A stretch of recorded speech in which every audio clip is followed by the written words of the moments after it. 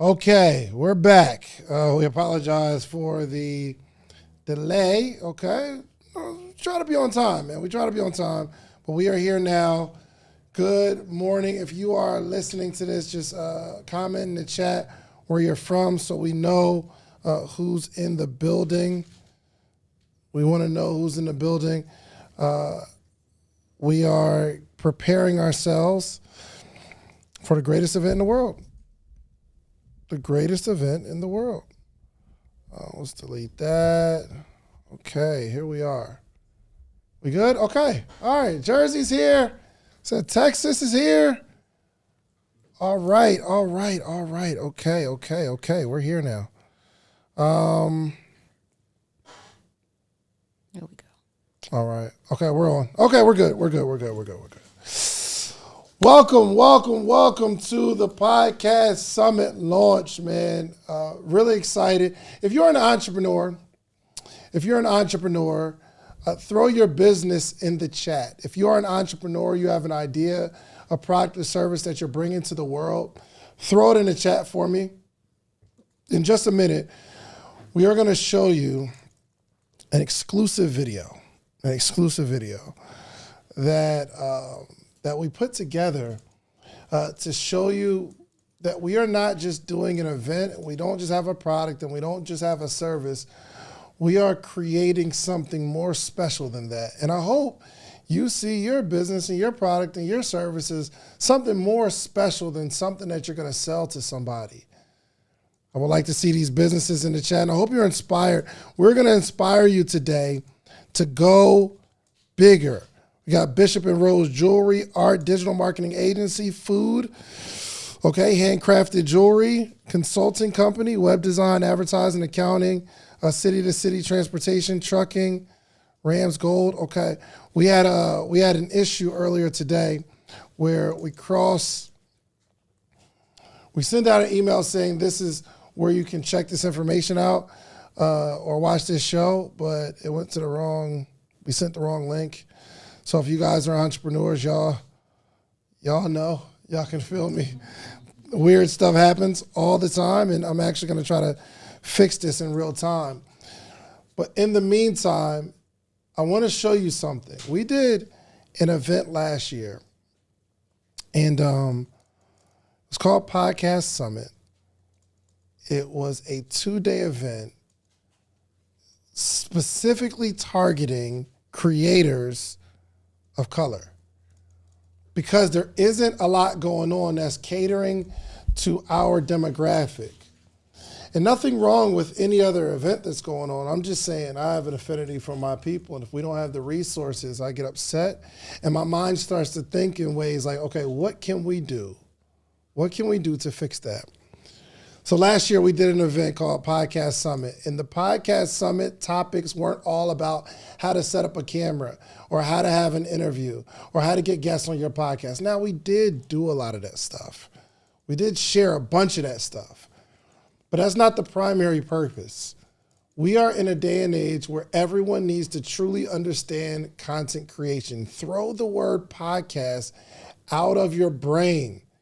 Throw the word podcast out of your mind. My goal for you is to show you how to create amazing content, how to build a following around your expertise, or whatever it is that you love. You might like collecting sports cards. Well, there could be a show. Again, throw podcasts out of your mind. There could be a show where you are educating people on the card trading industry. So you set up a camera, you have a microphone, and you tell the world all about the thing that you love, and all about the thing that is helping you, and all about the thing that other people are super in love with. You take that SD card out of that camera, and you put it on your computer, and you upload it to YouTube for all the world to see. And then you take the audio, meaning you take just the sound of your voice that was recorded through the microphone, and you put it on what's called a podcast distribution platform. Well, we're talking about Spotify or Apple or Audible or any other place where people listen to stuff. You upload that audio there. And you can start building a following of people that are dedicated to supporting you because you supported them. I'm not talking about a podcast, ladies and gentlemen. I'm talking about delivering content to the world that will help grow your brand, help grow your influence, and help grow your bank account. This is super important. I don't care what industry you're in. If you want to take up space in the industry and you want people to know your name, and I'm going to talk about a bunch of stuff today, and it doesn't have to be about someone knowing your name. Maybe you're behind the scenes. I'm telling you, this is an industry that is alive and well. My man Trap sent me a report today. Actually, this came out February 2nd. Joe Rogan is set to renew his podcast deal with Spotify. We all know the Joe Rogan deal. He got $100 million for turning on a camera and a microphone. Not yet, J-Star. He got $100 million deal. And it shows here that Joe Rogan is set to renew his podcast deal with Spotify. What type of human being gets, and we don't know if it's going to be $100 million this time, but they want to renew the deal. And I don't really know people who renew a deal for less. I don't know. But what type of human being gets two $100 million opportunities in a lifetime? Okay. What families, what last names make $100 million in a generation? There are family trees that haven't made $100 million, but there's one man, because he understood how to set up a microphone and have a conversation, got two offers, which I would imagine they're both 9-figure deals. So now is the time to get in the game. So I want to show you something that we did very special. It's just, it's a short video. Hopefully it inspires you. It's a documentary. This is the documentary release. Let's play the video. Let's run it. Podcast Summit 2023, baby. We in the building. What we doing? Yeah, Podcast Summit, that's what we're doing. This is one of those events that if you miss, you actually miss something. Everybody knows media is taking over, and David Shands is leading the front. It isn't just about building a podcast and finding your message. It's about truly leveraging the power of podcasting. Create, don't wait. Everyone here is a content creator or emerging content creator or aspiring content creator, and we have learned the tools necessary to create our own work. Right now. I think it's a lot of people that just didn't register their comment. You know what I mean? Sure. I mean, we're not tripping on general. Yeah. You know what I'm saying? Yeah, if I told them, hey, look, if they're not on it, we'll double check. If we got to add it, I want everyone logged so we know what the final number is. Yeah. I'm really just tripping off of, the VIP mastermind. So we have certain limits for all those. Yeah. The preparation for the podcast summit was grueling, providing this experience for creators of color, the sun, the vibes, the feel of Miami. It was all worth it. We do have a limit on All-Star. There's a certain amount of people we can feed. Well, we don't have a limit anymore because we have the bigger room. Bigger room, yeah. Yeah, we'll just have to pay for it. Got it. Yeah, so you technically could still sell All-Star masterminds or have people upgrade. What do we deliver to a broad audience of people who are in the podcasting space? I came here to learn more about branding and how to expand it into a podcast. Some people are interested in podcasts, and they're coming to find out how they can finally launch this podcast that's in their head. So I'm also here to learn about how I can monetize my podcast that I'm looking to launch in September and protect my brand legally. But there's another group of people who have been podcasting, but they have no idea what they're doing. It's not growing. They're not getting more views. They're not getting more downloads. I want to learn how to monetize. I want to learn how to grow. I just want to learn how to, engage with the people more. I'm just a mom who just wanted to do something crazy.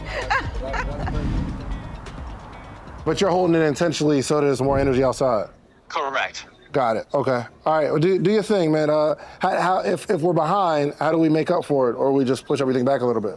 I think there are breaks that will naturally adjust. Got it. And Okay. get us back on track. Yeah. What's the lobby looking like? Is it busy? Are they out there? Did they show up? So once I got out on the stage, I looked out and I saw a packed room. on a Sunday. I was just energized. I was really just blown away because now I know that the people are here. We're about to feed. You see it? Y'all see it? Do you see it? In the back, do y'all see it? Can y'all feel it? Y'all know it? Your life is going to change in the next 12 months.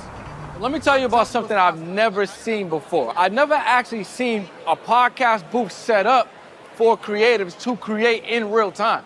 So I'm talking about networking on steroids. You just met somebody in the room. You want to actually have a quick little interview or a quick little meeting. You could take them into one of the booths, ask them all the questions you really want to ask them in real time, record and document that, and actually put that content out right now. I've never seen that before. Crazy.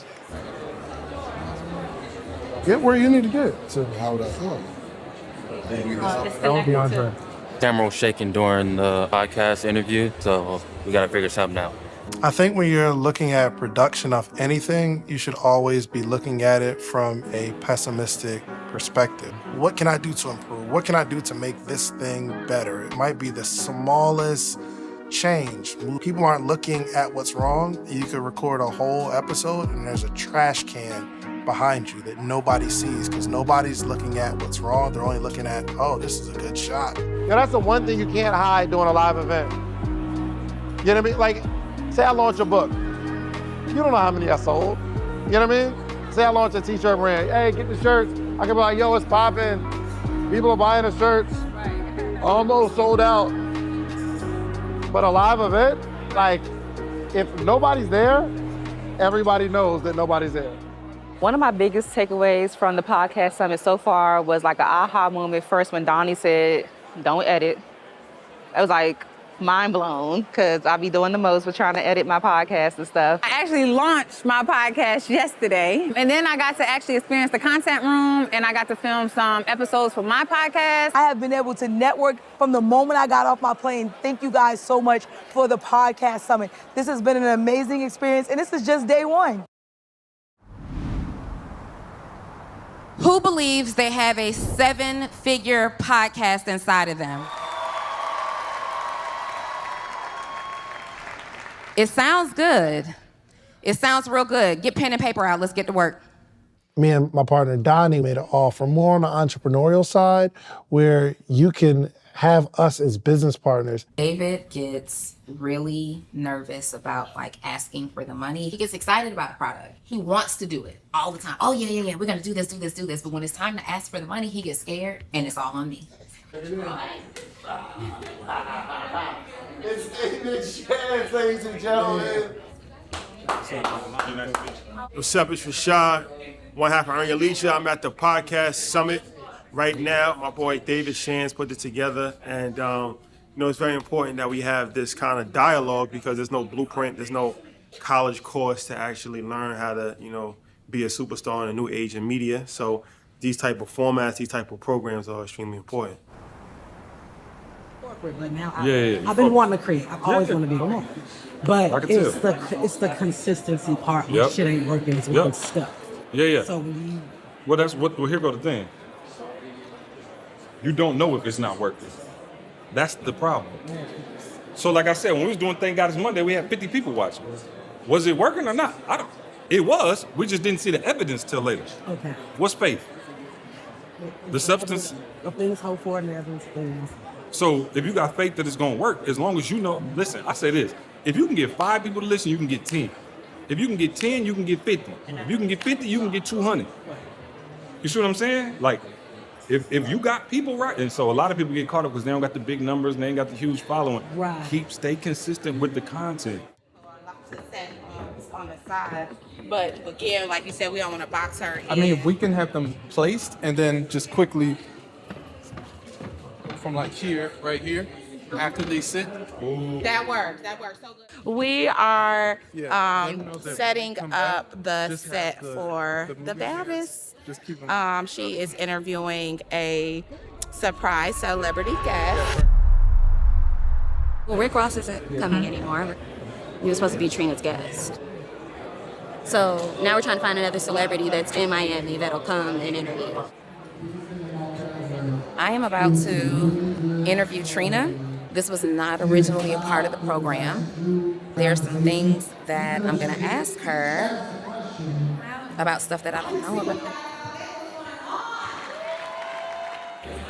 The woes of doing something good. And we were running on time the whole time. So there's one issue. I guess I don't need to talk about that too much, but I mean, it's a part of the journey. Right?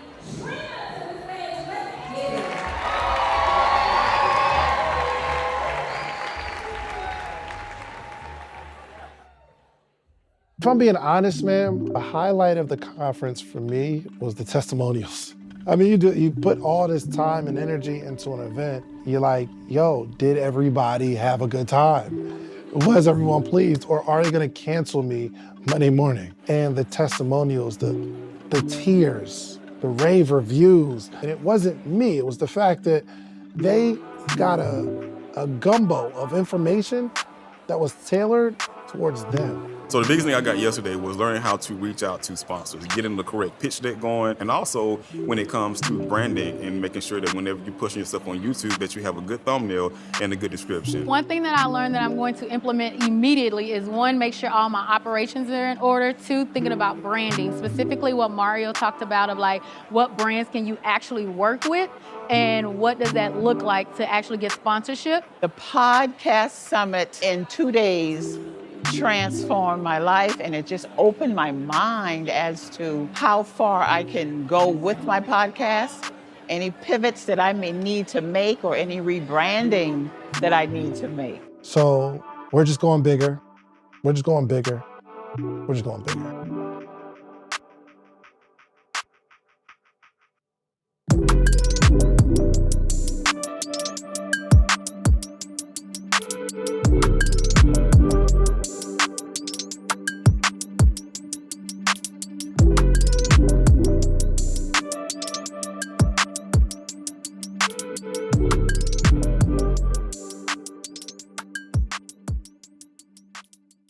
Ladies and gentlemen, somebody, I need to see some love in the chat, man.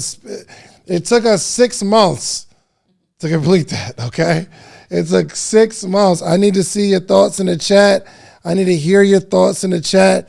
Also, and we can put this on there, socialproofhotline.com. socialproofhotline.com. I would love to have a conversation with you all right now. You can join this live. But before we get started, man, I just want to give y'all listen, every free smoke. If you're new to Free Smoke Fridays, I got my little monologue, man. I got to talk to y'all real quick, man. Got to talk to y'all real quick. So let's get started. J-Star, man, we got an intro. We got an intro. Talk to me, man. Let me hear what we got going on, brother.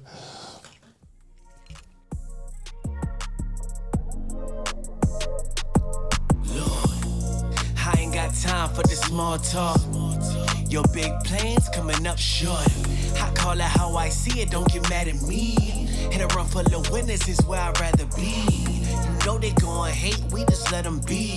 When you got that social proof, they can't deny receipts. Why talk when your actions speak? They want smoke, we get that for free. Woo! Okay. All right, J-Star, what's going on, man? The song is growing on me. But J-Star said, I got more bars. He said, I got new one dropping, man. So let's get it. All right, man, let's get this party started. Now is a time to create, okay? Now is the time to create. And I want to give you a whole bunch of reasons why you need to create. And by the end of this, my objective is to convince you to start your podcast. Try to convince you. This is my sales. I have a sales pitch, if you didn't know. But my objective is to convince you to start your podcast.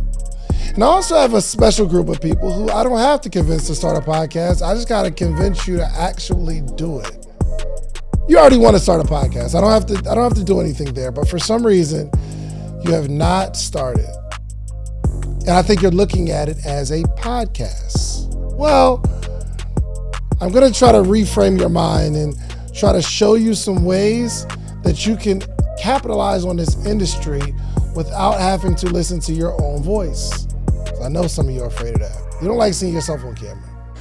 It's too much. You gotta get your hair done, your makeup did, before you even join. Yo, shouts out to Braids by Joya, but you starting it off early. Oh, you throwing seeds in the ground early. You sowing into the show early. $19.99 for the super chat. We appreciate you, Joya B. And because you did that, I'm gonna have to really give you some game. Make sure you join the hotline because I want to have a conversation with you. You could join live. It will be on video. You'll be able to click that link as we pin that. And actually, you could pin it to the comments too, Nella, where it'll be like static on the comment section. It's really good. Just look in the options. So listen, y'all. My goal is to convince you you need to start a podcast, but more importantly, you need to create in this creator's economy. Let me show y'all some stuff, man. There are people that we listen to today and respect today and admire today that are no longer here. I want you to take this note. Now I need you to throw it in the chat so you know that you can hear what I'm saying and you understand. I want you to throw this in the chat. Creators never die. Okay. Somebody throw it in the chat. Creators never die. In the event that you create a piece of art, in the event that you put anything out in the world, whether it's a picture, it's a video, it's a soundbite, creators never die. We could put some stuff in the world that'll never go anywhere. You'll always be able to pull it up. Michael Jackson put a lot of content out in the world, lots of songs. He put a lot of stuff, a lot of videos. Martin Luther King didn't keep his words to himself. He made sure that there were some videos because he understood that the stuff he was talking about was so important. It was just like the stuff that he was saying was so important, and he needs people to understand it and hear it even today. Oh, shouts out. That's another super chat in there. We got another one. Shouts out to Marsha Ray Cage. $20 super chat. I love that. Checking in early. Got a network and a few. I love it. We appreciate the support, man. Every super chat is dedicated to going into the schools and investing and use business. Oh, goodness. Oh, no. Oh, wow. Jamil with the $50. Thanks for everything you do. Oh, this is wild. For the 50 piece? Jamil, I appreciate you, man. Everybody that sows a seed into this show. I'm giving Pastor Boss right now, right? Everybody that sows a seed into this show is actually sowing a seed into youth entrepreneurship. We take this money and we invest in kids' ideas and their dreams. You know why? Because creators never die, and I never want these kids to die.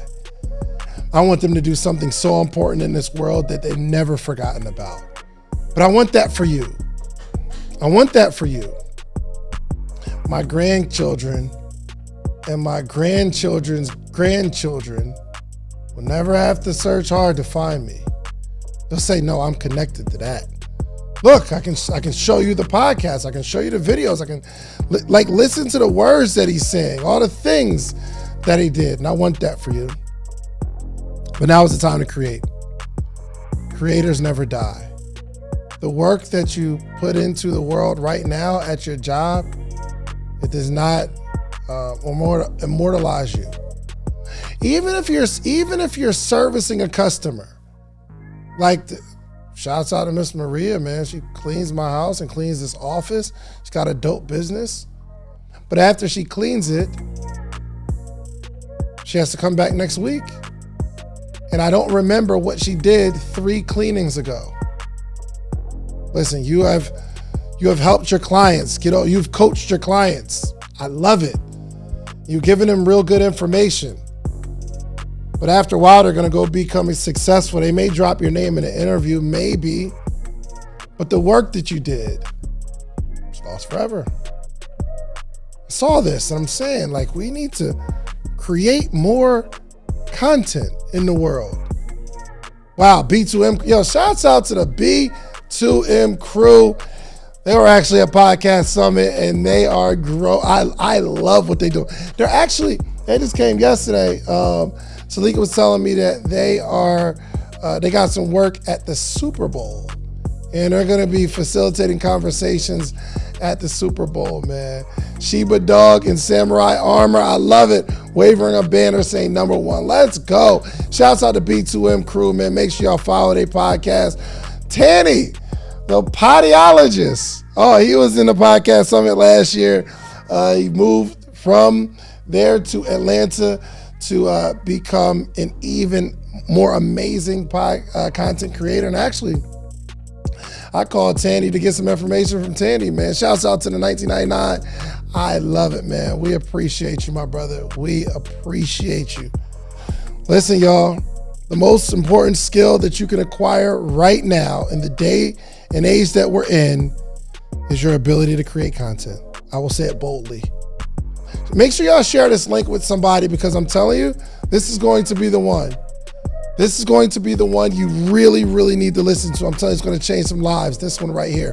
My goal is to reframe your mind and see how you're looking at how to build your business and how you create a legacy for yourself. Because you make a whole bunch of money doesn't mean legacy, contrary to popular belief.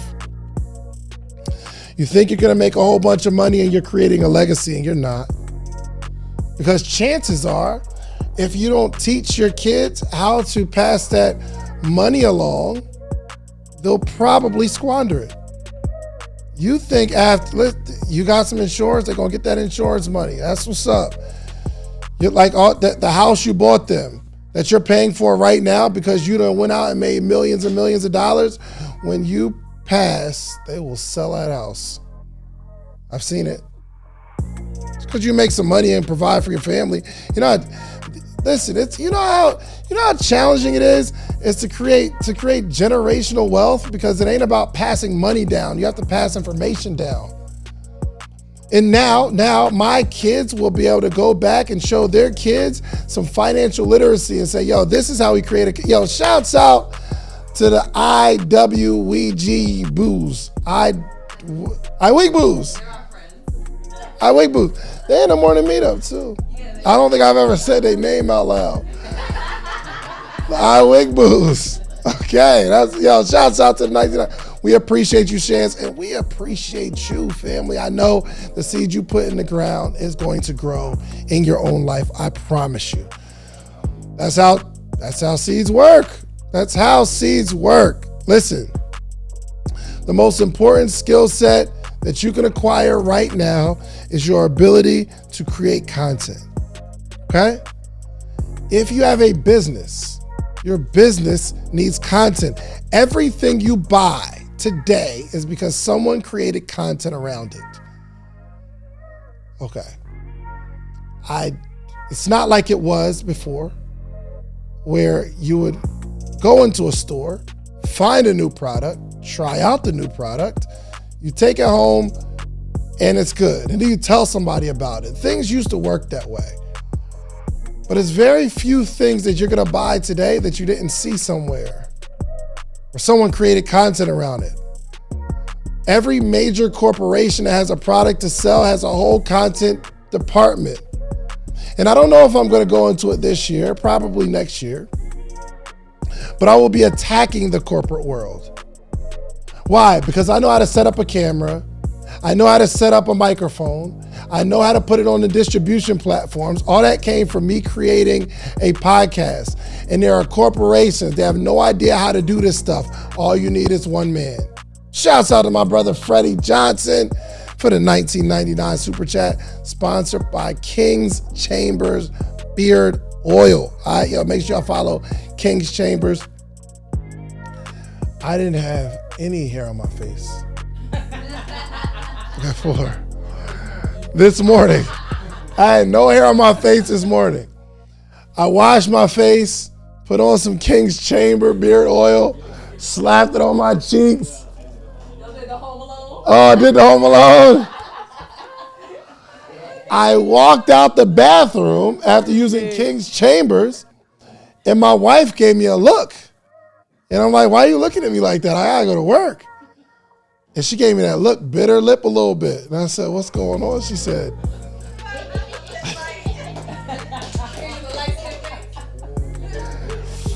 where you get that beard from? I said, King's Chambers, baby. And I've got an extra 6 minutes. I got 6 minutes before I leave the house.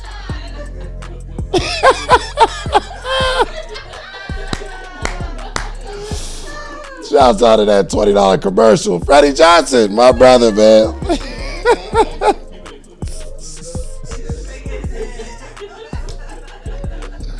Oh my gosh, I love my MMU family. Goodness gracious. Listen, man, content creation is super important. Again, I don't know if it's going to be this year, but probably next year I'm going to attack the corporate world with teaching them what I understand. Now, here's the cool thing. If you understand how to create content and you could take this to an organization that needs content, guess what question they're not going to ask you? How many views you got? They don't care. They're not going to ask you how many downloads you got. They don't care.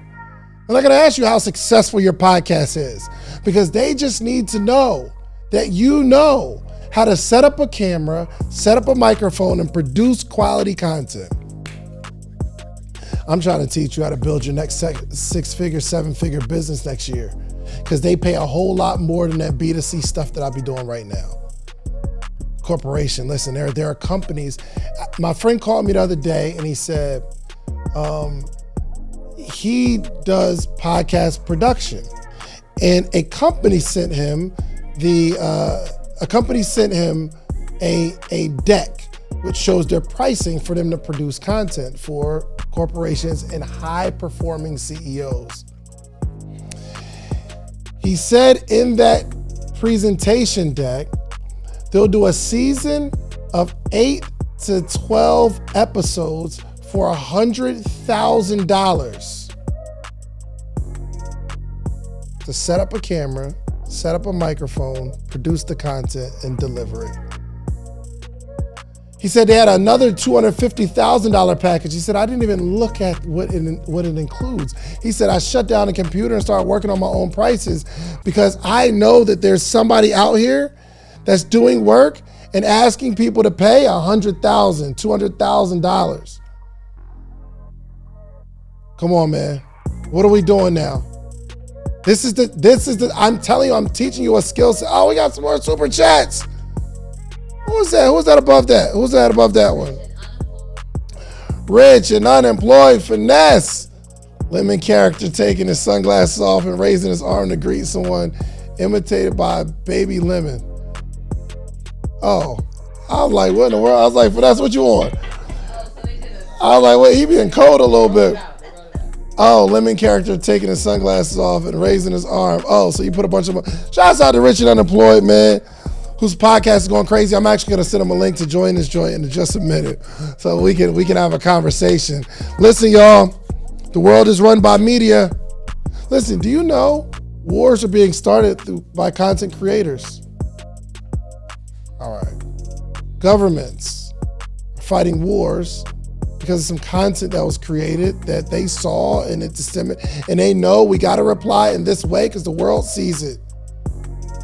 Content creators run the world. And if you've been afraid to get on this microphone, if you've been afraid to get in front of a camera, we got to stop that. Or if you have these ideas, you don't have to make millions by being in front of the camera. Do you know who makes the most money? The people behind the scenes that put talent in a seat that loves talking, has a good idea, and they produce that and push it out to the world. I'm behind the scenes on some stuff now. I don't need my face in the place. I need my money not being funny. Come on, give me something, Cynthia. Give me some. I need y'all to join the creator economy. I need you to join the creator economy right now. Okay. I'm about to bring in my boys, man. I got some socialproofhotline.com. If you go to socialproofhotline.com, you could actually join the conversation. Let me send this out to some people, man. Let me send this out real quick. All right, you can cut it, J-Star. All right. Let's get busy. I want to talk to you about content creation in this podcast economy.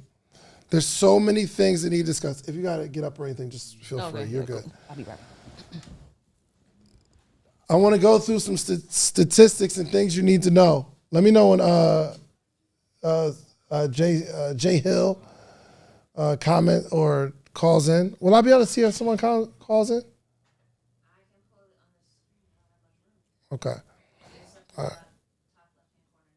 All right, cool. I just need to make sure we're good here. We're going to talk about this creator economy. Listen, for y'all that missed the documentary, last year we put together a podcast summit, and it was the most electrifying event that the industry has ever seen. But I'm going to go through a few things real quick. House rules. House rules. You might want to slide out because Nella's camera's about to hit. The shot. All right, before we get started, we got some house rules. Let's get into it, Nella. Hey guys, what's up? Welcome to Free Smoke Friday, but it's not just any Free Smoke Friday. We are doing the podcast summit launch right now today, guys. So before we get started, of course, you already know I got to lay down the house rules because you in Big Mama's house right now. All right. So first and foremost, share this live with 5 people. All right. Whether they are creators, whether they want to be creators, whatever the case may be, this live is for them and for you. So go ahead. Don't be stingy. Share this live with 5 people right now. I'll give you like 2 seconds. Okay. Next up. Make sure you go ahead. If you are loving the information that David is going to be sharing today, drop a super chat. You already saw the super chats are starting to go crazy already. All right, because they know today is about to be lit. So go ahead, drop a super chat because the super chat is not going in our pockets. The super chat is going to be helping children to be creators, okay? Because what? Creators never die. All right, David, all back to you. Let's get it. All right, so I'm going to inform you, and I'm going to bring on some of my creator friends who are content creators and podcasters, and we're going to talk about the importance of this thing, y'all. But I want to share this with you. There's over 464 million podcast listeners worldwide, which is projected in 2024 to reach 504.9 million by this year. The average listener spends a whopping 7 hours per week glued to their favorite podcasts. Do you understand what I really hope you all understand what I'm trying to tell you. The average listener, like a podcast listener, they spend an average of 7 hours per week listening to a podcast. Do y'all understand the addictive nature of social media and content consumption? My goal is for people to be addicted to what I'm sharing. So if you're not starting your podcast, what are people going to be addicted to? What are people going to binge? What are people going to not be? Listen, you're supposed to be doing something else, but you're listening to the podcast at the same time. Listen, let me give you the sweet spot. Episodes between 20 and 40 minutes reign supreme, catering to busy schedules and attention spans. So if you want to start a podcast, it doesn't have to be an hour and a half like mine. But that sweet spot, 20 to 40 minutes, about some sort of topic. Podcasting isn't just an American phenomenon.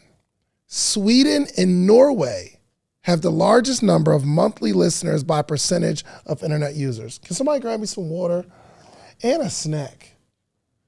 I think I want some M&M cookies. We'll just have a little, let's get busy. I appreciate you. Thank you. Video podcasts on the rise, offering a new dimension to audio storytelling. Peak listening time in the morning with the most episodes enjoyed on mobile devices. Check this out. I'm going to show you some trends, and I got these stats, 2021, I want to say. Right now, over 55%, I think it's like 70-something% now of the country, United States, are listening to podcasts. In 2006, 11%. 2006, 11% of the United States listen to podcasts. By 2015, we're at 33%. By 2015. By 2020, 55% of the American population was listening to podcasts. Isn't this incredible, y'all? And this is from 2021. Over 100 million people listen to podcasts every single month. Listen, 2021, I got this as 2021. 2020, they were showing that the average podcast listener spends 6 hours and 45 minutes per week listening to podcasts. It's growing significantly. I'm trying to share with you all. Podcast advertising in 2018 was 0.5 billion. 0.5 billion, meaning $500,000 in 2018 was going into podcasting. Now in 2024, over 1.5 billion. We went from $500,000 a year going into podcasting to 3x in about 5 years. Over 1.5 billion. The last century, the last 100 plus years, most of the advertising dollars have gone into TV and radio. It's significantly down right now. Podcasting, however, is growing at alarming rates. People are trying to start a TV show now. I'm telling you, it's a little late. No? Oh, listen, if you had a TV show 30 years ago, like you were it. You were instantly millionaire, multimillionaire. Instantly. You started a show. Now, I think the boat is passed. Not saying you can't make money from a TV show, but I'm saying there are formats. Mr. Beast got offered $1 billion for his catalog, for his youth. He makes YouTube videos. He got offered $1 billion and turned it down. Just showed he just signed a $100 million contract where I'm sure he gets to keep all the money he makes from his YouTube videos, but to create something else. This is the first time he's stepping out to create something else. $100 million. Super chat. Yo, shouts out to Big Dame, man. Big Dame was good day planning to be a part of Podcast Summit last year, but was unable to go. I will not make the same mistake twice. See you in Atlanta. Let's go. Big Dame, let's go. All right, let's bring in my partner, Mr. J Hill. I think Johnny going to join too. Let's go. J Hill, art thou there? What up, man? I'm probably need the audio. Can you hear me? I can hear you. Say it one more time. I need to hear you. I can hear you. Can you hear me? Check. No, we can't. Let's change the audio settings. Jay Hill, I'm sorry. Can you hear him on the computer? Yeah, we can hear you. So Jay Hill, I'm going to ask you as we get our audio together, introduce yourself, my brother, please. What up, everybody? I'm Mr. J Hill. I have a podcast called Gemini Scorpio Podcast with my wife. I have a podcast called the J Hill Podcast where I interview pretty much anybody with a story. Can you guys hear me? Hold on, Jay, real quick. Do me a favor.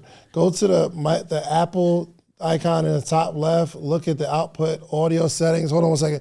Look at the output system settings. Go to audio. And let's see where the sound is coming from. Go up. Play sound effects. No.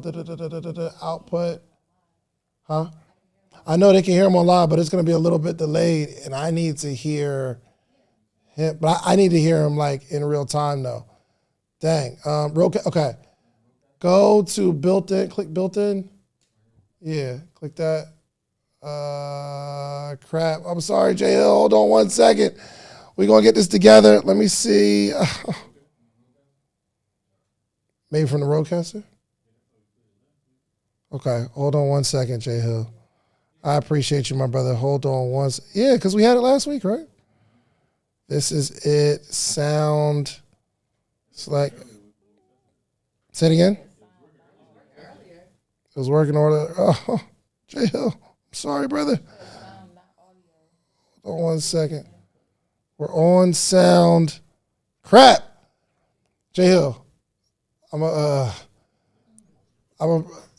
got it. Can you hear me? You can hear me now? Yes, we're hearing you from the headphones. Okay, unplug those. All right. Jay, say something. Something check 1, 2, 3, 4, 5. Yes. We got you, brother. We got you. Okay. I'm sorry, man. It's all good. We're gonna fix it next time. Do you hear like any echo from my voice or anything, Jay? I don't hear no echo. Okay, perfect. All right. Introduce yourself, my brother, please. What's up, y'all? I'm Mr. J Hill. Like I was saying before, I'm the host of the J Hill podcast, where I interview celebrities, also up and coming influencers, and pretty much anybody with a dope story. I also have a podcast called the Gemini Scorpio podcast with my wife, and we talk about everything relationships, but from a millennial standpoint. So the ups, the downs, the indifference, and we talk about problems that we have in hopes to keep young millennial relationships together and not separate as easy as it can be in this society. I'm a husband, I'm a father, I'm a friend, I'm a man of God. You know what I'm saying? And that's who I am, man. I thank you for having me on the platform, brother. I love it, man. I really like the husband title, man, because I feel like I was involved in these decisions. You know what I mean? I feel like I got a chance to hear him talking about it. Like, yo, we about to get married, bro. I'm like, where? Let's go. Yes, really sir. exciting. So Jay, talk to me about this creator economy, man, because you've been creating content for a minute.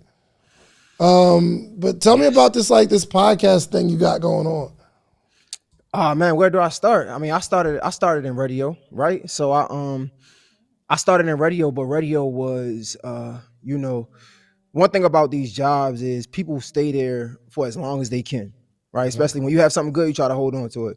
Yep. And I wasn't able to grow to the extent that I wanted to grow, right? So I had to make a decision, and I decided to just go full on just entertainment on my own.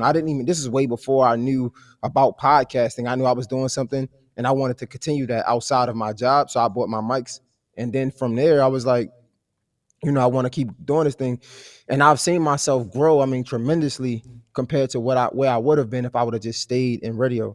It's a great way. I think I heard you earlier talking about just outside of being on camera. It's a great way to make money as an entrepreneur as well. I've been doing a lot of just production behind the scene, right?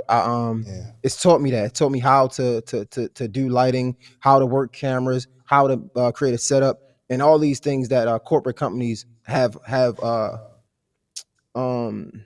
they have things in place, or they have positions in place for people to do that, right? So they can hire me as a contractor, come in and pay me. So like, man, it's opened many doors for me, and I meet cool people every day. It's also a finesse too. Shout out to my guy, Finesse. It can be a finesse. He gonna join on here. It was really cool too, because I was able to see, obviously, first off, J Hill go viral every week. Like, he's on the blogs every week, and I want to ask you how you do that. But you were running your podcast, and I don't know, you share, you're very transparent, but you were working a job while you had your podcast, and you didn't just let the job go. It let you go. Yeah. How'd it feel, bro? A 6-figure job. Two of them. Two of them. It was bittersweet, bro. It was bittersweet, but it was time. It was something that was heavy on my heart anyway, because I was making so much money, and it was times where I had to compromise my time for the job and the money when I wanted to do other things, and that would play into my day-to-day when it came to work, if that makes sense, right? Because I would mentally, I just wasn't there. Like, I wanted something else. I wanted to do something else. So when I had opportunities, something as small as, or not even small, like opportunity just to come to your studio and be like, yo, come kick it with you at 10 o'clock. I'm unable to do that because I got meetings, right? So it was definitely bittersweet, but God don't make no mistakes, man. Yeah. So my man got the boot from his job, but what I saw, I thought was super impressive. And I don't know if you were doing it before, But like he was like, yo, yeah. I was like, yo, come through. He'd be like, yo, I'm in New York. I'm in this. I'm like, yo, what you doing? He said, yo, somebody asked me to produce their podcast. And I'm like, that's it. That it's a bag because you've been doing the same thing for years now. Mm-hmm. That's incredible. So we make good money doing that, yes? Yes, sir. All right, I got to ask you this too, man. I don't want to take up too much of your time, but how do you get these blogs to post you every week, bro? Do you have relationships with these people or do you call them or? Nah, bro. I wish, right? I just create moments. Like I'm really intentional about my conversations. So yeah, you know, I try to have great conversations at the core of my show, right? Very vulnerable conversations, very intentional conversations, but at the same time, I understand what people want, right? And I can't hold hostage a moment because I want to be selfish in my mind, right? And what I mean by that is I know, like, for example, when I talk to Drama, I know when we was in the studio, he was passionate about Drake being the new Jay-Z, the new Jay-Z of our generation. So I knew that I can invoke an emotion out of him outside of just his story. So let's do that. And I know that the people they're gonna love that. They just love to hear the debate, the back and forth. So I mean, for me, it's something natural that I can do because at the end of the day, even in the most I guess viral moments, it is just me because I'm very like just intuitive, right? I just want to know, like, so I guess where I lack makes me great in the interview space because I'm not ashamed of not knowing. And I'm gonna ask you. We could be here. I'm like, hey, what's an entrepreneur? Like, I'm gonna ask you these things, but to the world, people are so judgmental. They look at it and they think, oh, this guy's crazy. But I'm really just being vulnerable. I really like when I said Zonique, I never heard of OMG Girls, and most people think I'm being you know, they think I'm being away, but whole time I really don't know, and I'm not afraid to express that. So I think it's different in a way that people they aren't able to recognize it when it is genuine. So I think that's what helped the moments be created for real. But I don't have a relationship. I wish. Shit. I love that. Are you pulling the clips yourself? Like, so you'll do an hour-long interview, let's say. Are you going through and finding the right clips yourself? I used to, man, but bro, thank you to the relationship with you. And I'm not just saying this because you're here, right? But you taught me the importance of not having a team. I knew the importance of that, but just not weighing myself thin, right? So making sure I have a schedule so I don't be doing too much and not doing nothing at all, right? So I record on Wednesdays and Thursdays. But in doing that, I understood the importance of having somebody to do one thing and another thing so I can do something else, so I can make the money for the podcast. So I used to do that. So it was clips where I pulled and I got viral, but shout out to my guy, Bank Shot, man. He's been helping me tremendously, and he's been making a lot of moments as well for me. So nah, it's not just me. Sometimes I do, but for the most part, it's him now. You are definitely one of the best interviewers that I know, and that says a lot because I think I'm a good interviewer. But like, you ask the important questions. So what I really want to, this is what I want to do. Talk. And so actually, Jay Hill was supposed to come to Podcast Summit last year, but he had a baby on the way, and I think your wife was like 37 weeks pregnant, something like that. And we was actually at church together, and he was like, "Yo, bro, if you need me, I'm there." I'm like, "Bro, I'm not trying to cause no problems with you and your wife. Like I'm not causing no divorces. That is definitely grounds for termination, bro." Like, he's like, "Yo, I'm there, bro, if you need me, because I committed." But I appreciate that, man. I appreciate it. July 4th and 5th. I just need to know, are you in the building this year? Come on, man. Of course, I'm there. You ain't got no other babies coming up. Nah. This is what I want to do too, because again, you are probably, you're for sure in my top 5 interviewers of all time because you really, really get to the meat and potatoes. I need you to interview me on my podcast about Podcast Summit as if I'm a guest. Wow. Huh? I said, wow. Like, thank you so much for that. Yeah. So we need to set that up this week or next, as soon as possible. So I think that would be really, really dope because I think you're going to be able to ask me some questions that I can't articulate why I'm doing this. I can't just, off the top of my head, it's hard to really open up my heart into why I'm doing this, but I think you can ask the right questions to make that happen. So let's do that.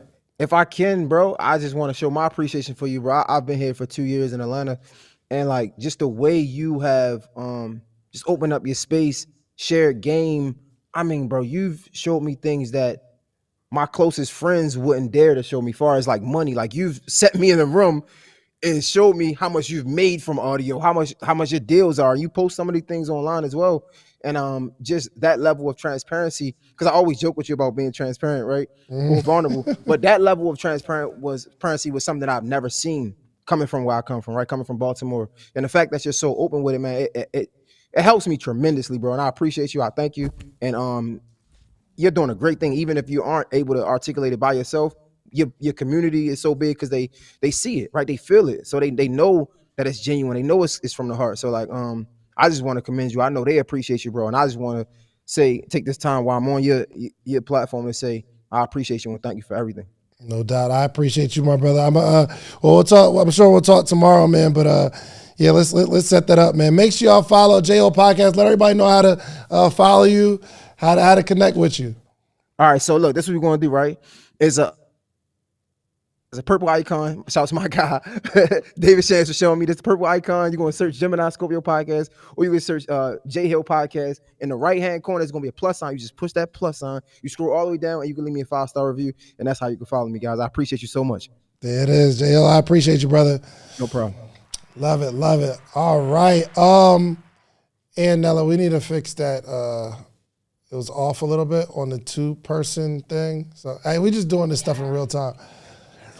Yo, shouts out to Ecamm Live. I don't know if I can shout them out just yet, but we're working on some things. I love Ecamm Live. This is the platform that we're using for streaming, like where you got these little pretty colorful podcast things going on.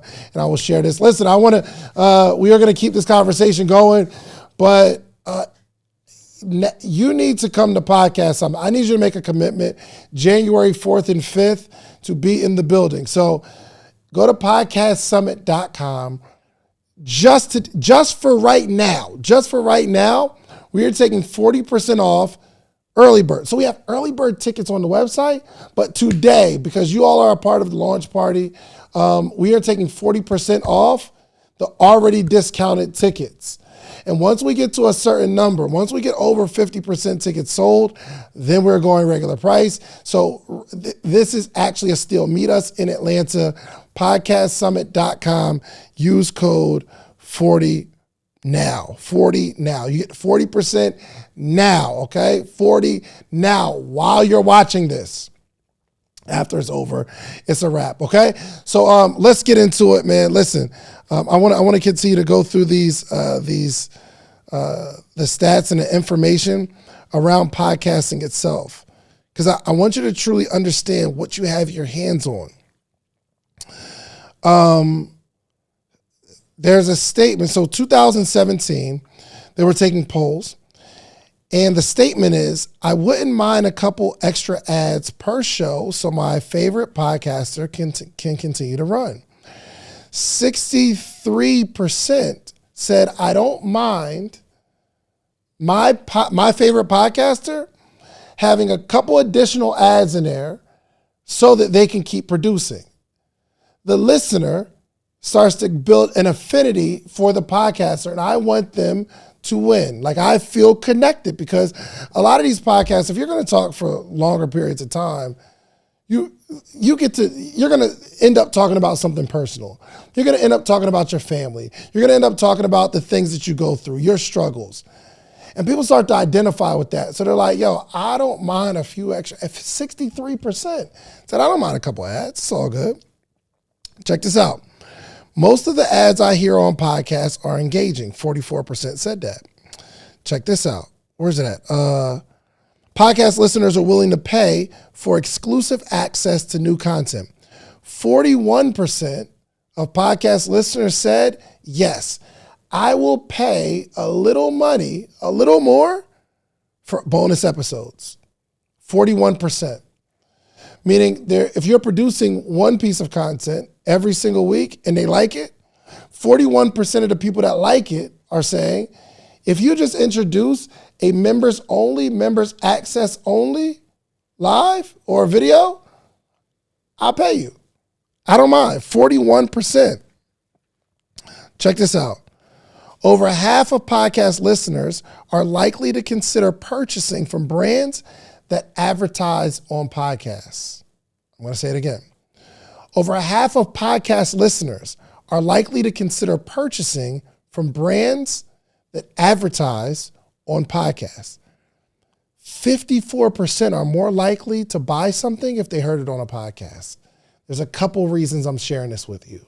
One, this speaks to the power of advertising on podcasts. And you'll start to see why advertisers are dumping more money into podcasters, because they have an affinity for the person. Okay, we can advertise on TV. There's show. Eventually, there's a commercial that if it's on YouTube, they skip past it.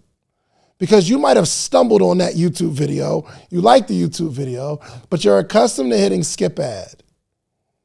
Podcasters, however, if there's an ad on a podcast, you have to sit through it.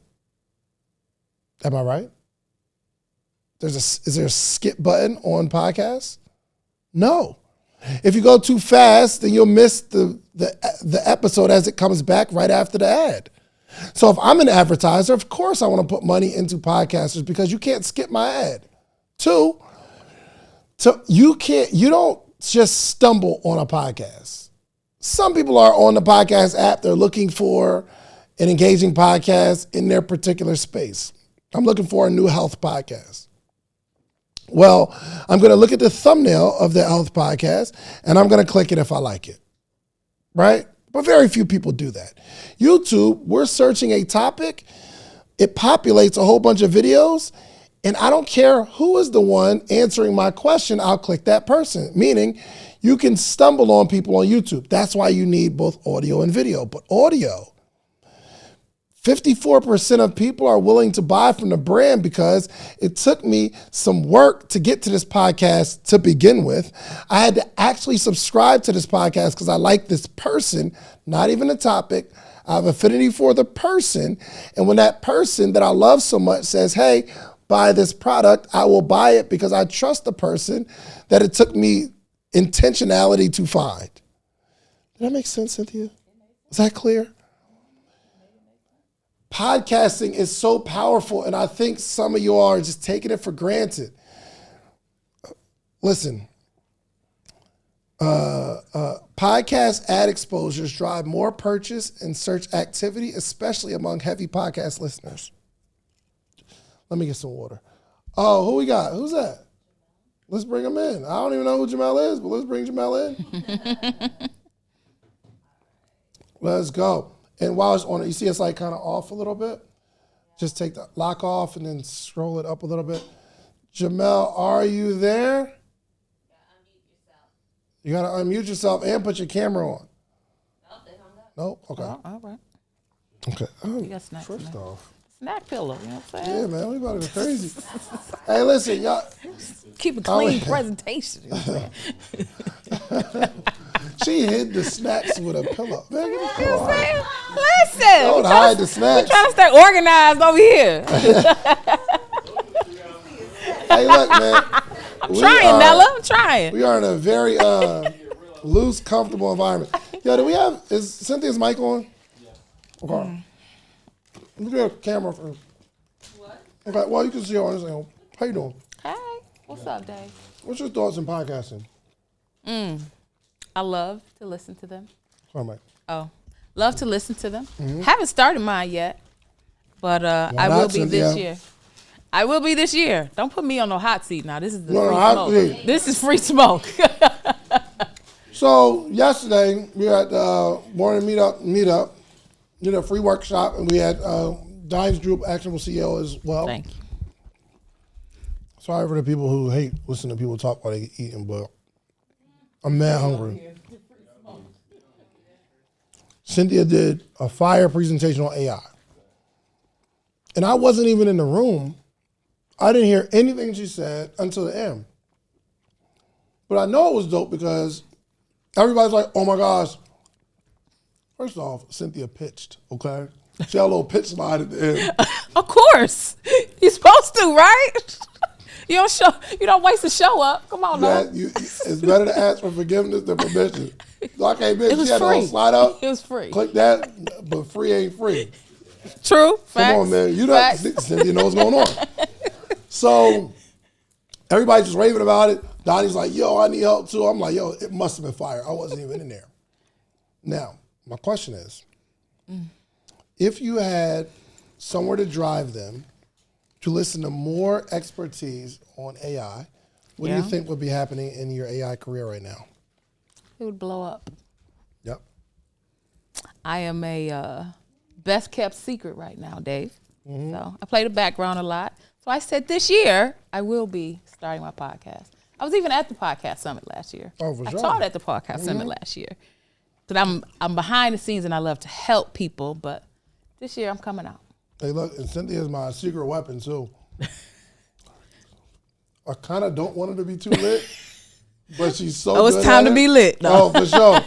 And I'm just one of those people, man, that if you do something amazing and that's what you want, I'm going to do my best to make sure you get there. Facts. And That's you true. do the work. That's true. You actually do the work. That's true. So what are your favorite podcasts? What podcasts you listen to? Yours. I also, who else? I listen to a lot of systems podcasts. So Systems Save Me is another one. Hardly Initiated. I like their podcast. Yeah. I like their live one. Nicole Waters, she doesn't produce a lot, but I like her story and her journey of where she got to where she is. Those are a few. I'm sure I'll remember some more. Okay. All right. Let's get back to it. We got, listen, do me a favor.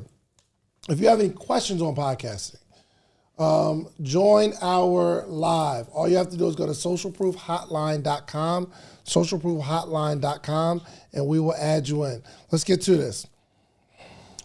Podcast monetization is super prevalent to the board. Donnie keep texting me, and she know I'm on live. What's up with it? I want to go through a couple ways that we can monetize our podcast, okay? Here's some podcast monetization. Let me find my presentation, actually. I did a fire presentation. I had a presentation for PodFest that I went to, and I couldn't even use it. I used it, but I couldn't really get busy with it like that because it was the wrong audience. I thought I was going to be sitting in front of a whole bunch of people who are like who are trying to like start podcasting, but then they put me in a room with like people who are already killing it, and they still want me to teach those people. So I couldn't really use that presentation, and I don't even know where this presentation is actually. But I was getting to podcast monetization. One of the top ways to monetize a podcast is merch. You need to put your podcast on something that people can buy. You need to put your podcast on something that people can buy. What does that mean? Your podcast, people love it or will love it once you finally get started. People will love your podcast because of the ethos or the feeling or the vibe that it creates and what it represents. It doesn't have to be all what am I trying to say? Like educational. It could be like people just love it. And people are proud to represent their favorite podcast. But it's hard to touch or buy an actual audio. You know what I mean? So you can't buy a feeling necessarily. So we have Social Proof merch.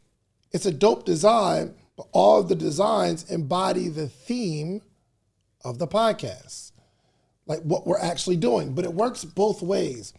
One way, it's if you're already listening and you want to buy the product, you'll buy it for support. But two, even if nobody knows anything about the podcast, you can sell them the merch because they like the merch and then let them know that it's attached to something greater.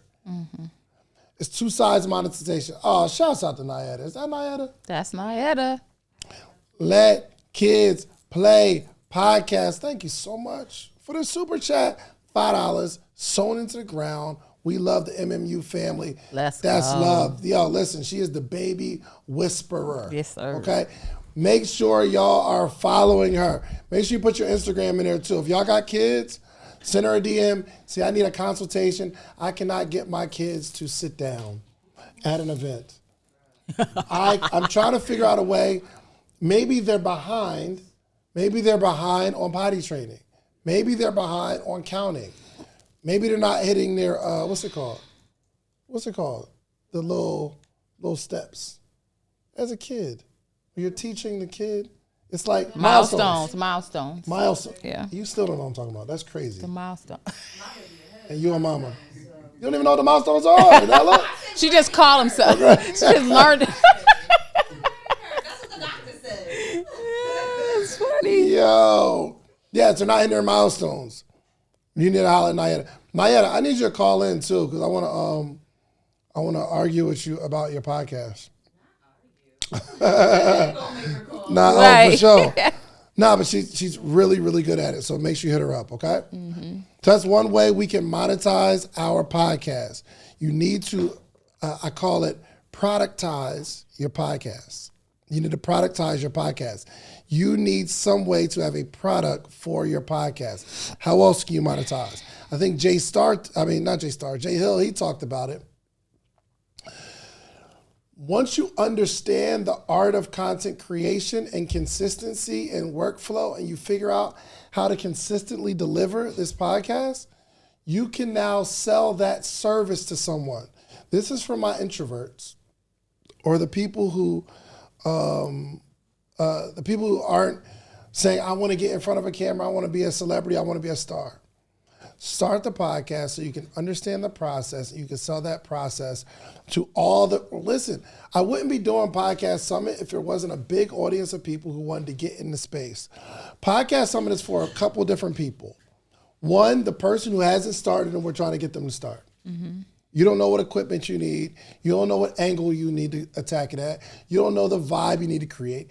You don't know if you need to have a co-host or not. You don't know anything about the space, but you know, because you listen to podcasts, you're saying, I know I could do that. Cool. B2M crew, I need y'all calling in too. Y'all need to call in and get this exposure on this show, okay? I'm not going to hot seat all of y'all. Just, it depends on where the conversation goes. And if the hot seat gets too crazy, just hang up. It's all good. You crazy.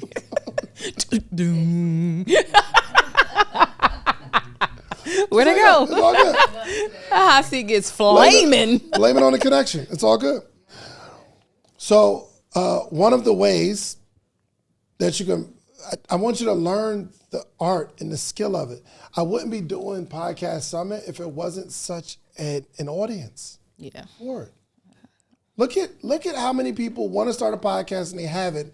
And most of the time, the only reason is because they don't know how to and they don't know what they should do. There are millions of people that would actually start a podcast if they just had someone to help them. Am I right? Throw it in the chat. If I'm off, tell me I'm off. But this is it. The second type of person, you have a podcast. But he said the link's not working for him. Socialproofhotline.com? Hold on. I'm trying to get Johnny on. Social, it doesn't load. Johnny, look on the eCam. Text it to me too. I'm about to text you the direct link real quick. Did anyone else have an issue jumping on the live? Anybody else? Yes, the link wasn't working for me. Oh no. Oh, so this is it. We are having some socialproofhotline.com. Technical difficulties. Please grant access to your camera. So that's me now. Okay. Yeah, send me the link, Nella, real quick. I'm going to fix it, y'all. Don't worry. I apologize. We are having some technical difficulties, but I'm so glad y'all working with. Yes, I tried. It doesn't work. Oh. But did you pin it? Yes, you should. Yeah, you can. I think you can. I know I can. All right, so hover over where it says add to broadcast. Oh, so they have it there. I pinned the joint the other day. Yeah, you can do it from a computer because the computer can right click this mouse can't right click. Oh, you don't. This is a Mac. It's a Mac. Mac can't right click. Yes, you can. You got to hit control and PC Nation. Control and select. Control. The control real quick. Says not loading. It is. I just did it. Like if you, okay. Let's do it. So something working. Call it. Is it working for somebody? All right. So you say you can fix that? No? You should assign. It's assign. No. Go up. Assign. Guess what? What up? Carlos. Are you there? Can you hear me? Say something. I can hear you. Oh, what happened? Where'd J Star go? Is your mic muted? Say something. No, we can't hear him. What's up? There we go. Go ahead. We can hear you now. That's me. Oh, What's no. up, Dave? How you doing? I'm good. How are you? There we go. I am good. Can't wait to this next summit. The summit. You got your ticket? I just found out about it. Literally, just found out about it right now. Okay, well, we're doing our job. Make sure you get your ticket now. This is the lowest it's going to be. 40%. I will be there. You know I'll be there. No doubt. All right, so let me know how can I help you? Nah, I just jumped on, man, just to tell you the truth. Just to say what's up, man. I haven't seen you since last year, so I just want to say what's up, man. I appreciate it. So you went to Podcast Summit last year. What did you take away? Took away tons of nuggets and gems. I actually, you put me to do a little volunteer work, and I had Jason P. Did I get that right? Yeah. The e-commerce guy.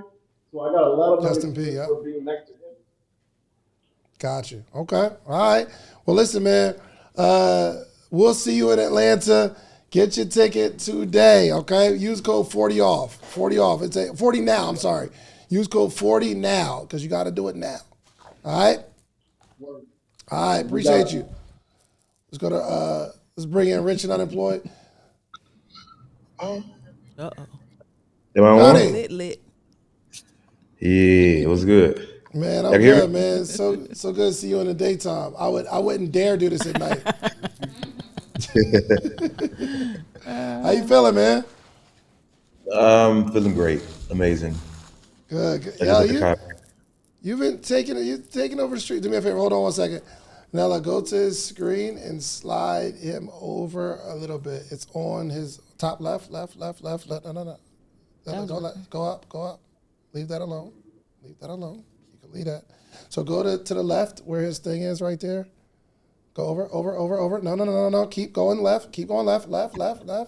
Right there where the call-in was. Yeah, right there. Click that. There's something that looks like that on one of these screens. And you can click it and you can zoom in and out and like control it that way. So just find it. It looks like that. I just don't know which scene it's on. All right, Johnny. You've been taking the streets by storm, man. Have I? Yeah, bro. You've been going I mean, I crazy. You have a very very unique show. So tell everybody who don't know about your show. Well, this show is called Rich and Unemployed. I'm Jonathan Dupatin, aka Finesse. My podcast is a little different. It's more so a network. I started off with about 4 or 5 podcasts, 4 or 5 different shows. Kind of broke it down to 3 because it was just too much for me. But I just created shows around my personality. So Rich and Unemployed, of course, I interview entrepreneurs, CEOs, business owners. Then I have a late night special, which is like a monologue of me just speaking, giving out game, giving out, I would say it's just like,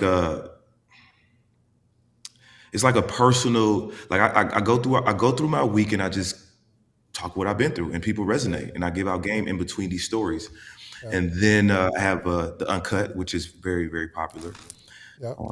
which I interview women. I'm going to just say that. I interview women on that one. It was very, no. Go back. All right, so hold on one second. I gotta fix this, y'all. It's where his camera is centered. He's But not centered in his own. are you centered on your camera? Me? Johnny, Tell yeah. him to move Are you in the over. middle of your camera? There we go. Should I move over? Yeah. So you were cutting yourself out of your own video? No, my camera's good. No. Okay, so do me a favor, Nella. Click where he's at. Just click it. You see those bars on the right? 1, 2, 3, 4 down. No. Four little icons down.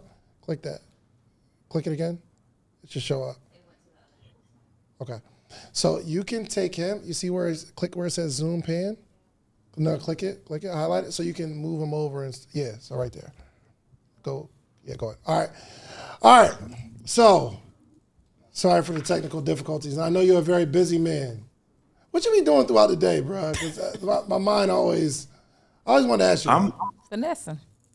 I'm pretty much in the studio.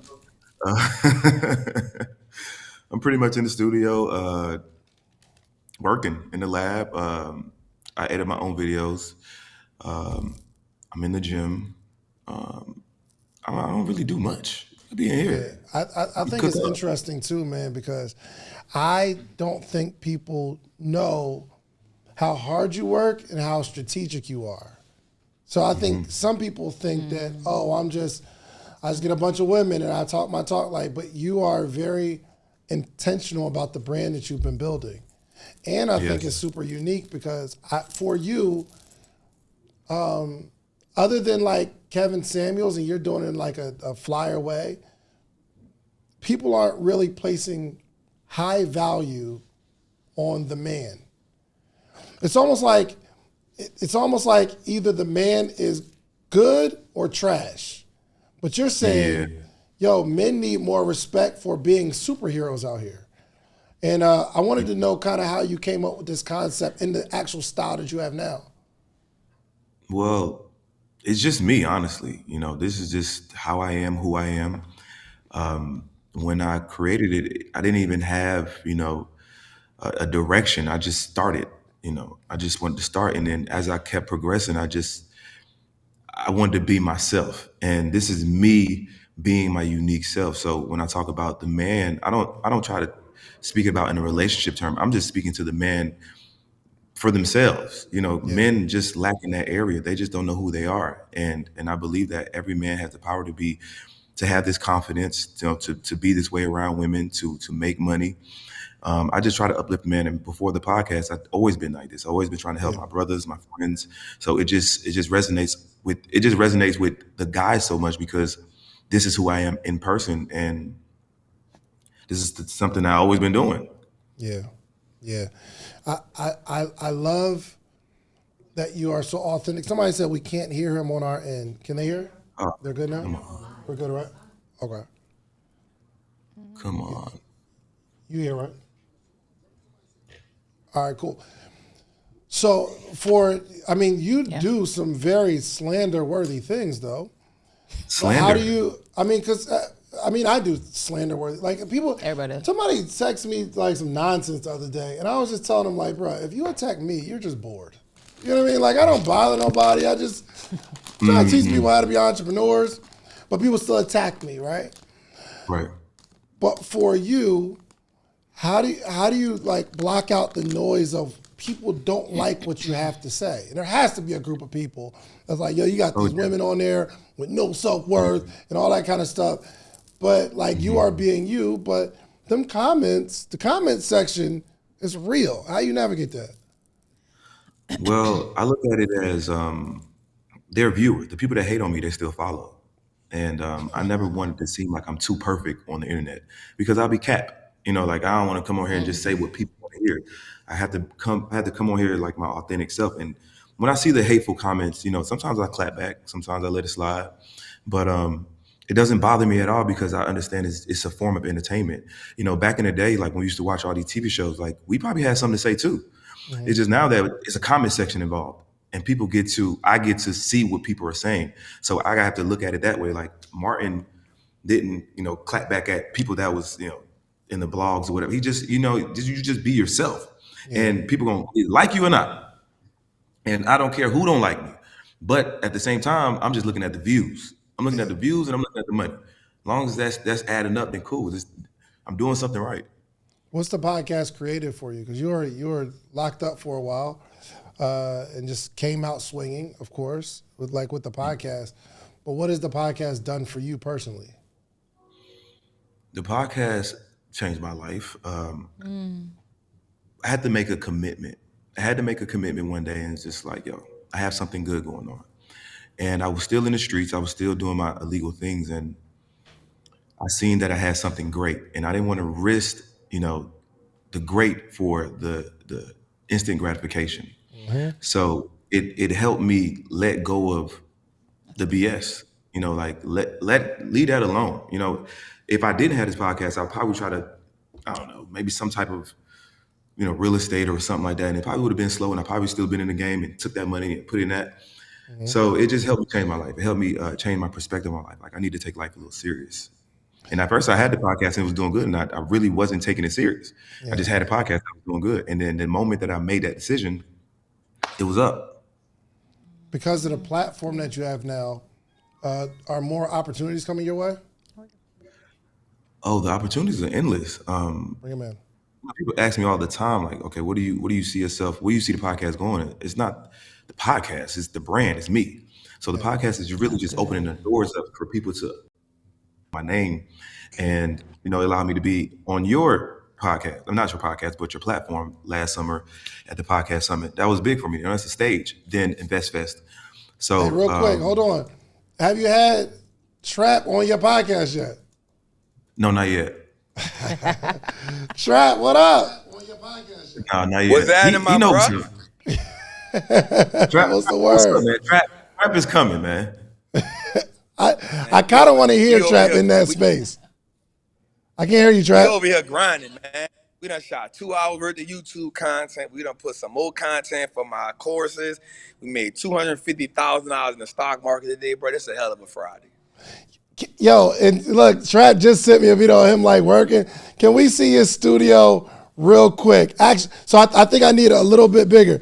Johnny, I'm gonna bring you right back. All right. Okay. I don't know how to do this, but I'm gonna bring you right back. He's actually in the studio. And Johnny, can you set up so where you can show your studio as well? Okay, now or yeah, now just set up. We're about to bring you right. Oh, you'll have to call back. So call back. You said what? All right, go back to the 2-camera setup. All right, cool. Can we see your camera, your setup? Let's see. How can I do this? Set it up, and I'll bring you right back. Just call right back in after you get it. All right. All right. There we go. Trap here working. Is that a black dude with a Spanish name? Come on, man. You know the squad here. So yeah, we need to see the setup, man, because you've been going absolutely crazy. So Trap, you was doing interviews, and I'm like, yo, I know you saw the millions of views, everybody getting off your name, and Trap said, nah, we're not gonna keep doing that. We're not gonna keep doing that, dog. So it's the studio. Woo! Cameras up. Let me see my guy in the back making beats right quick, probably. Because we got to have beats for the show. Yup, he in here. Look, he cooking beats up for the show. Oh, so, okay. This is a studio. Yeah, so my dog cooking beats for the show. That's what he do. He got his own section. Hold on, so you got a new beat every week? Every week, he throw about 2 new beats on the show. Wow. Yo, so let me tell you about J Star, man. He made a verse, and I was like, I ain't really like the verse. He was like, all right. And that was like 3 weeks ago, and I was like, yo, just write another one. And he ain't write the third. He ain't write. It's been 3 weeks. So I hope you feel some way, J Star. It's been 3 weeks. This is the third week. yesterday was the second week that I was like, all right, it's cool. Last week. What's Sprocket? He's Let me turn inspired. around. So Trap, I think people thought you had like a little corner where you was creating, but this is a whole operation. Oh no! I didn't even walk y'all through. Oh, let me walk y'all through. So all right, so I thought you was just. All right, so let's see. Then we got let's see. We walking through. All right, so then we got the My boy front got desk. decals all on the wall. We got the front office. Yep. So when you walk in, it says Wall Street looks like us now. Mm-hmm. Then you got the secretary space light with the studio. With the logo. Wipe your lens off a little bit, Trap. All right. I'm a hood dude, so my lens be foggy all the time. Good look. Okay, so receptionist area. Yeah, so receptionist area. So then we got, I don't know, Jose them. All right, so then we got this area right here. This is like our little chill green room area. Mm-hmm. My office. So everybody come out here and take a nap when they tired. Yo, the fact that you gotta have a couch for people to take a nap when they tired, it look like y'all doing some work over there. We be working, dog. And then, my guy, he and Nessa, he'll close the door sometime when he creating, but this our whole show section. So we hear sound, we hear working the YouTube, the chat. When the live show on, he working the chat. He on the sound, and then we got the so we throw on the graphics up as we doing. So we're working on the lower thirds and stuff now.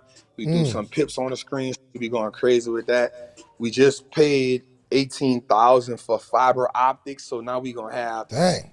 It's like we was running 4K into 3K, and that wasn't working. Yep. So now we about to upgrade because they got to do a whole construction. I just paid $18,000 for that. So now we running 4K into 4K. So that's gonna change the whole dynamic of the show. So we got another. You froze. You can see me? The video froze. I'm looking at it right now. You can see me? I can hear you. You don't see me? We froze? Okay, cool. Nah, yeah, you good then. Oh, I can see it now. All right, we got another overflow room. You see on here, once you change the conversation, you change the compensation. Wrote on the wall. It's full of trap-isms wrote around here. Got another thing on the wall, say the street raised me, but Wall Street pays me. You feel me? $250,000 a day in the market. Fear $250,000 a day in the market. A day, yup. Oh. I'll send you a screenshot. We got another overflow room. So we're gonna take this, we're gonna make this another office for my people. It's my office, here's what it is up in here. Love it. You know what I'm saying? Let me see. Then we got the space where we shoot at. So this big, this is our space. We got the stage. We got the big TV on the wall. I got that idea from you. Keep it 100. I love it. You know what I'm saying? Let me see the setup from that angle. Let me see the setup from that angle right there. The setup of the show, Trap. Okay. The setup was right here. Brick wall on the left. What's all that stuff on the right side with the screen, like the top and the bottom and all that? What? So you got the brick wall and there's the divided by wood. What's the stuff on the top and bottom of that TV screen? So the idea was give a Wall Street side, a street side, and a corporate side. So this kind of like the boring bank side, you know what I'm saying? But when the show on, the graphics go on that TV right there. I could turn it on, but I don't know. And we got our debt. Yeah, we got something. But and you had that built custom? Yeah, it was like, I think I paid $12,000 for it to get it built customly. Come on, man. Why you investing so much in your content, man? That's the way. Media, the only industry that's been around forever. Even Jesus and them had media. What, the scribes? Media been around forever. You see these people selling shows to BET. You see these people getting $100 million deals. They ain't getting that off nothing but media. That's media. Yes, sir. All right. So where are we now, Trap? What is that? This the warehouse. This the trapper. This where we push product out. You hear me? Come on, Trap. So we got this the merch at, apparel.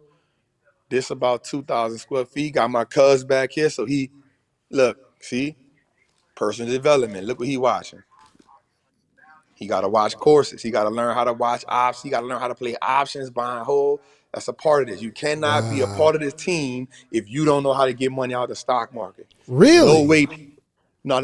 There's no way people can be paying me money and they making money and you work with me and you ain't making no money. So this a prerequisite to work here.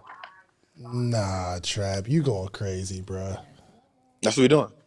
So it's the warehouse part. That's it, Shan. That's what we doing, bro. How big is that whole building?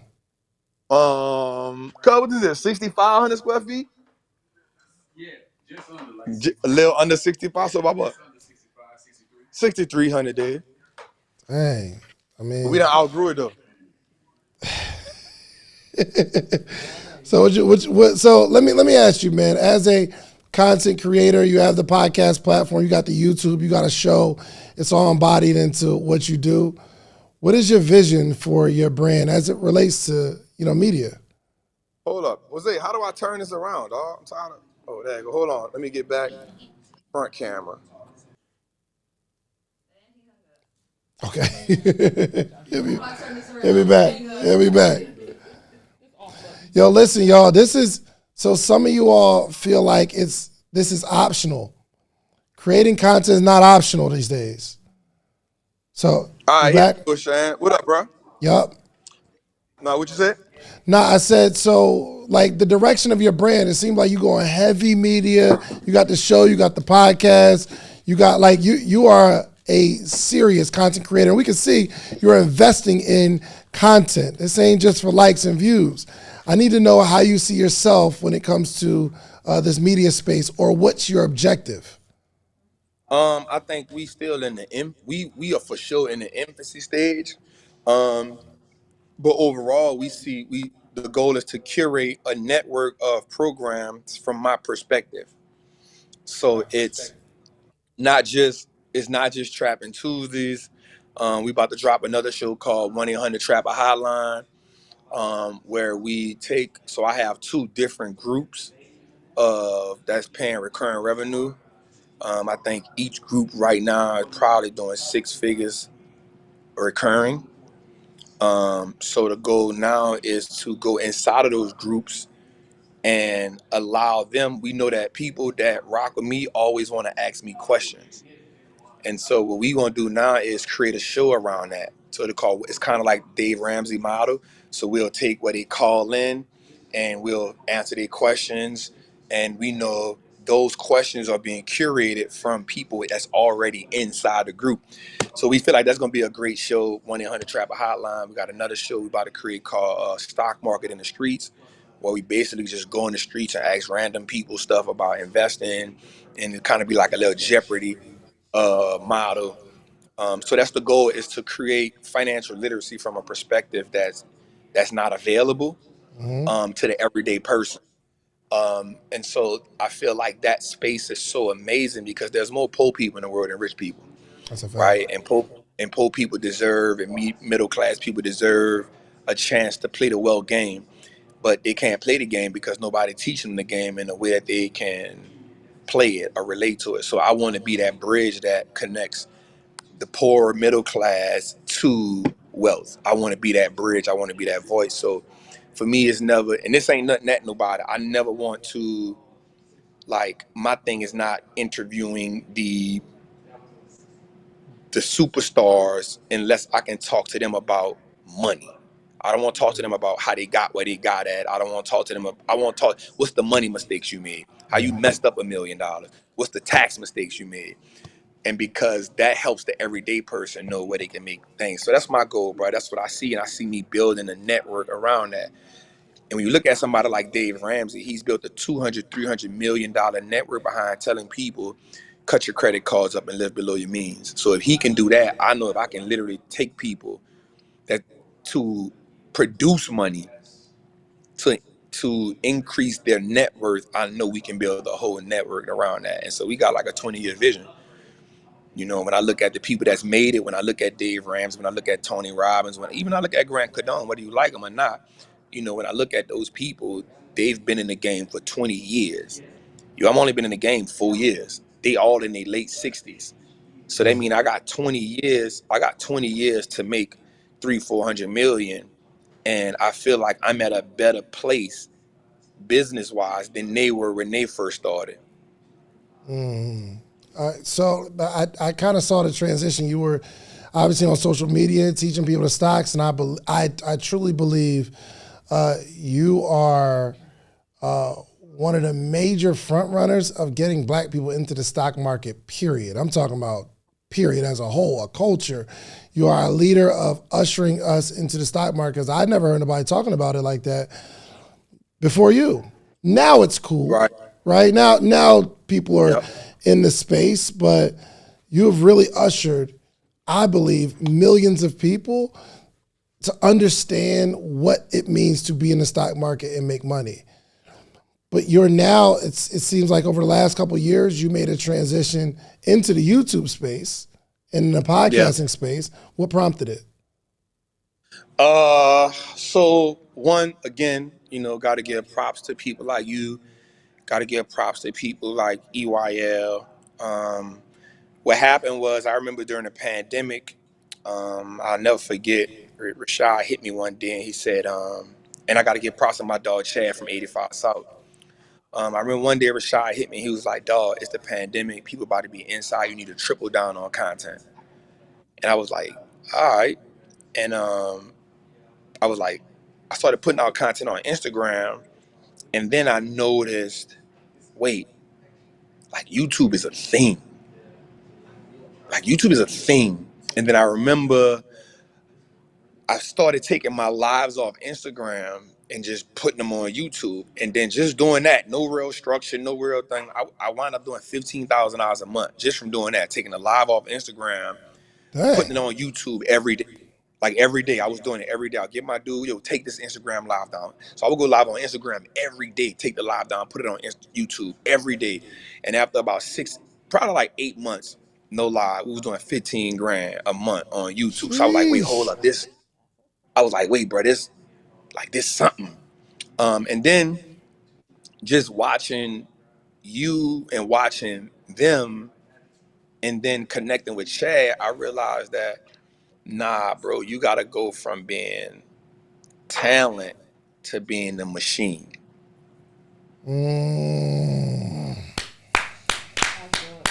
Come on, Trap. You feel like, nah, bro, you tripping, because every time you go on somebody's show, they go do 1 million views.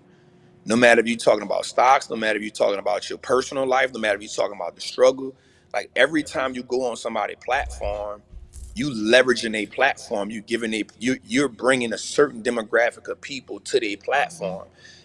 That's talent. But if you don't never see yourself as the machine, talent runs dry. Talent runs dry. So I was like, all right, bet. So I started talking to my dog Chad. I started talking to you, started seeing how you and Donnie, y'all was going ape shit when it came to, I was like, damn, Shands them going crazy over there. Then I ain't gonna lie, looking at EYL, like, wait, they going, but they didn't have a setup. They was traveling. I was like, wait, like Trap, nah, bro, you gotta do something else. You tripping, because the game gonna change. And if the game change and you ain't changed with the game, you're gonna be left for dead. Because now you're gonna be searching to go on other people's platform. And if you searching to go on other people's platform, they can deny you, which is if you allow them to feed you, give them permission to starve you. So why not just go create your own? So like, all right, bet. Let's go crazy then. So I had the bread, and I went to Chad's spot from 85 South, and then he gave me the idea because he gave it to me from a bigger perspective. Like I saw what he was doing with 85 South, and that was the first time I saw somebody that had a real live setup, like employees, brains. I was like, this is amazing. So me and Chad started talking, and he was like, bro, don't never end. This was the one bar that changed my whole, whatever I thought I was gonna do, this changed the whole concept. He said, bro, don't let nobody call you a social media influencer. Don't let nobody call you a content creator. He said, because when they call you that, they put a cap on what they can pay you. But when you call yourself You put a He cap was on like, what but they when can you pay you. yeah, because I don't have to pay a content creator what I gotta pay a media company. I don't Come gotta pay. on. I don't gotta pay. I don't gotta pay an influencer what I gotta pay a star actor. Oh man. So when he told me that, he was Free like, "Don't let smoke. nobody call you that." He was like, "If they call that somebody call you that, you letting them put a cap on." He was like, would you let somebody put a cap on what you can make in the market?" I was like, "Hell no." He was like, "Same thing applies." So you a media company, Trap. And he said, "I'm gonna be real with you, my dog. You the Denzel Washington of this shit." And that kind of like, all right. And so I just went all in. I got this building. I got this thing made, and I sat in here for the dark for like 4, 5 months.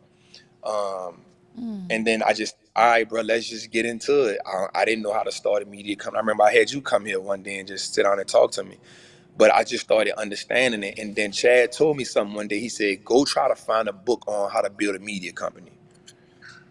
He said, then go try to find a book on how to build a boat, how to build a house, how to build anything else. So I was like, all right, bet.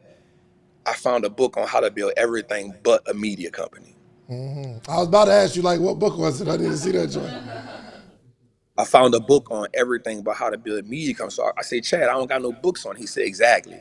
Why would they let you know how to change the narrative? Come on. And I was like, what? Facts. I was like, what, dog? He was like, bro, listen to me. He said, there's never been a book about media, but media has been the thing forever. He said, bro, whether it was a newspaper, whether it was the TV, whether it was the radio, the media controlled the world because the media dictated what you thought was cool, what you think did was cool. And day by day, it dictated how you altered your life, how you lived your life, what you thought was real, what you thought was fake. It programmed you. Even if you didn't know it, day by day, it was altering everything about you. He said, Trap, think about yourself as a media company and then look at yourself like this. He said, would you catch something on Disney? Would you catch something that you see on Disney on HBO? I was like, hell no. He was like, why? I said, because it's just two different type of perspectives. He said, exactly. Every media company has their own perspective. You got the Wall Street Trapper perspective. All you got to do is create shows within your perspective. And now you can move the needle on your media company. And this was Chad. So I could say he probably was the most influential person to, because he just never stopped making me see why I needed this. Yeah. Wow, And he was like, yo. if you can think, he said, the only thing you got to do in media in your company, bro, is if you can think 10 to 15 years out, you can win. Because right now, with so many people in it, what they're gonna realize is the money not gonna be how they think it is in the beginning. The money don't come until you can outlast everybody else. And then as you outlast everybody else, your content gonna keep getting better. You putting reps in. And if you can do that, he said, bro, if you can just not quit and think 10, 15 years out, bro, you looking at a $200, $300 million company without a doubt. I was like, bet, that's all you gotta do is tell me, dog. You ain't gonna flatter me with a good time. I ain't got shit else to do. I ain't got nothing to do anywhere.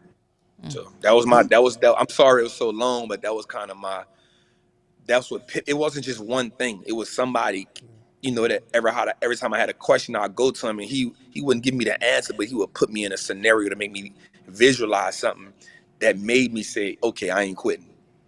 Yo, Trap, man, I appreciate it. I actually talked to Chad the other day, and he said he in town July 4th, so he should. We gonna get him there. I know you'll be traveling, brother, but I never want to abuse our relationship. I know you are super busy. I'm honored that you would jump on, man. I just want to say thank you, not only for jumping on here and like really helping shape the minds of people when it comes to media, but just being a real solid individual, bro. Oh man, thank you, bro. I appreciate you, bro. It hasn't been one time that I've ever called you and you shot me down, because I'm always trying to learn, and I'm never afraid to say I don't know something, no matter where I'm at. And I also got to thank you, bro, because you've always been like, shit, I'm still figuring it out too, Trap, but here's what I know. You know what I'm saying? Facts. Facts. Good, Man. bro. So, thank you, brother. I appreciate you. Hey, you need anything, man, reach out to me, brother, please. I need something. I need you to tell Donnie why the hell I ain't been on the show yet. I don't like it. I don't feel like. I feel like everybody. Yo, I'm texting her right now. and to say, that's a close friend of mine. Like, I don't understand it. I don't like it at all. But other than that, I let her know, my brother. Yeah, I appreciate you, man. All right, I brother. see y'all busy over there. Tell the sir. squad I said what up. You already know, bro. You got to come over here, man. I want, I just want politic with you, man. Feel good. We in the system. Oh, I got to come over there, bro. Say less. You let me know when. You still? Oh, hold on. You still vegan? I ain't never was vegan, dog. A little bit. You be on your little runs. Of course, because my body sometimes don't need to be eating that crap. It just need to eat fruits and vegetables, juices and berries, bro. I just told you, I'm trying to be here for the next 20, 30 years, bro. Talking is not as easy as people think it is, bro. That's a fact. You know? That's a fact. So I gotta be in a good health to talk for another 25 years, bro. You That's feel a me? fact. I gotta be in good health. The So that's time, what it like is, where bro. you're at right now, what you eating? Because I was going to invite you.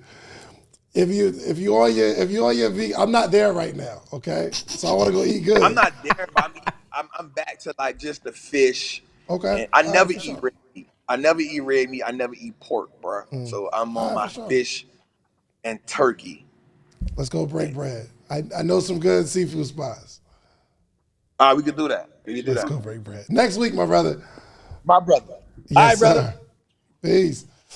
That was Listen, y'all are hearing from the man himself, Wall Street Trapper. There's certain people that just, I be feeling a certain way and I want to express how important creating content is, but sometimes I can't quite say it the way someone like a Wall Street Trapper can say it, man, and he is actually building. Shouts out to local TV for the $4.99 super chat. We appreciate you, family. Where the horns at? We appreciate you, family. That you putting seeds in the ground. Oh, Joy Bean done spent the block. You hear me? She ran it back. Yo, you have no idea how much we appreciate the support. Joy Bean, thank you so much. And I really appreciate more you being active in the comments and just joining the conversation. So we appreciate you. Where do they go? Let's bring Trap. Let's bring Finesser back in. Johnny, just hit the link again and call in. Because I want to see his studio too. Let's do it. Rich and Unemployed is here. Y'all getting a treat today. Hold on. Nah, We took too long. We took too long. Come on. Johnny, we not on that type time right now, Took man. a nap. Please. Took a nap. Remind the people where the super chats go, Dave. What the hell? It might bring in there some he super is. chats. Can you hear me, Trap? Can you hear me? Yo. We can't see you. Oh, here we come. So. This how you do it. All right. Okay. So you about to show us the studio. Most of the time, people only get a pic of what you see. So most of the time, you only see what he shows on the camera. So I want to see the behind the scenes. What we got? My bad. It's all good. It's all good. If you flip the camera, it cut you out. Oh, really? All right. Well, Just turn it around. yeah, just turn it around, I guess. Yeah, I don't even want to show my studio anymore. It's like he just shitted on me. Who, Trap Studio? Yeah, man. We all gotta start somewhere. Hey, listen, man, it's all good because you get more views on Instagram than both of us. So let's see the couch, man. First off, if I ever go over there, I'm never sitting on that couch.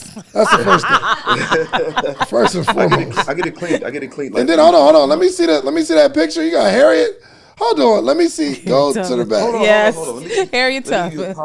Let me give it a proper introduction because I can't believe you put Harriet. I want to show that it doesn't take much to create a space to start your podcast or create content. So what I've done was I took a loft that I used to live in, and slowly but for surely I started creating these different vibes, these different sets, and this is how I came up with the podcast. So what we're gonna start off with is this room right here with the infamous couch. Can everybody see it? Yeah. You gotta take Harriet out of there, bro. Like, She been through enough. She been through enough. So listen, She brought us I know Harriet be looking like this boy. They got. This is a room full of women, so I don't want it to be like For just nothing sure. sexual or that vibe. I want when women come in here, it feels something comfortable for them. If I just had a bunch of just strippers or naked women on the wall, they would feel like it's that. I don't want women to feel that way. Every woman don't get that Gotcha. same vibe when it comes to sexual talks, whatever like that. So For sure. I got Michelle Obama, I got Harriet, Left Eye, Lauren Hill. A sexual naked woman. So it's just to create a vibe. When women walk in, they feel so comfortable. That's why I'm able to get these conversations out these women because Yeah. I make them feel comfortable. And So, it's not like I'm thirsty. I don't come in, oh, hey, yo, listen. You know what I mean? It ain't never, I'm never thirsty. mhm. They just enjoy me. Can I see the? I bet they do, brother. What's up? Do y'all can I see the perspective of the camera in like the whole scene? Like this? I don't No, know. like your whole setup from from behind the camera, what they see. I mean, From what your behind- producer sees. Yeah, okay, this. Where the cameras at? Okay, so I have to break down the cameras every time that I set because I have three different sets. So it's not even a big space. No, this is just this might be maybe 1,200 square foot. Oh wow! Step back outside the room, and let me see the whole room. Wow, go down a little bit. Tilt down a little bit. Oh, down a little more. I want to see where the floor is. Oh, the floor right here. Got it. Yeah, that gives me a. So this is the front. The front door is here, and then as soon as you walk in, this is the room. So when people walk in, they're like, "Oh my god!" Like I was expecting this big warehouse, and that's what I thought, bro. No. Mm-mm. Wow, I love this. All right, so you got an area where there's a pool table though too, right? Yes. Where's that at? Upstairs. Can I see it? Yeah. So let me try to walk y'all through this. So this is. I just did an episode last night. This And is that's the where you do loft. your solos. Yes. This is solos, and this is where I interview people. I used to be a kitchen. I took the whatever the thing called, the faucet. Took the faucet out. Didn't need it anymore because I'm not washing any dishes or anything like that. Took the faucet out. The sink? You talking about? Not the sink, but the actual hose that that brings the water out. Oh. Yeah. So this is the actual setup: the cameras, the mics, the lights, and I just got real creative with it. I just started, adding stuff on the wall, made it branded it. Have a whole ATM in here. My white walls and Hey man, where you get the ATM from? Right. Bro? I bought it off of OfferUp or something for like $60. Oh wow. Dope. Yeah, so I just got real creative here and just started just designing. So you don't live there? No, I used to. This used to be my well, it went through three phases. I used to live here, then I Airbnb'd it, and then I podcasted it. So you got your own. You got your own podcast studio. I didn't even know that. I thought that was just like you just slept somewhere else. That's crazy. Oh, but you've been getting this media money lately, so I feel like the thing is, people like, yo, you probably need a new spot. I'm like, nah, I can't because this is it. This is the set. Like, if I start creating other shows, then maybe I go get another spot. But this, I can't recreate this. This is just a vibe. This is it. Let me see the upstairs area. How many long form contents are you creating per week or per month? Long form content.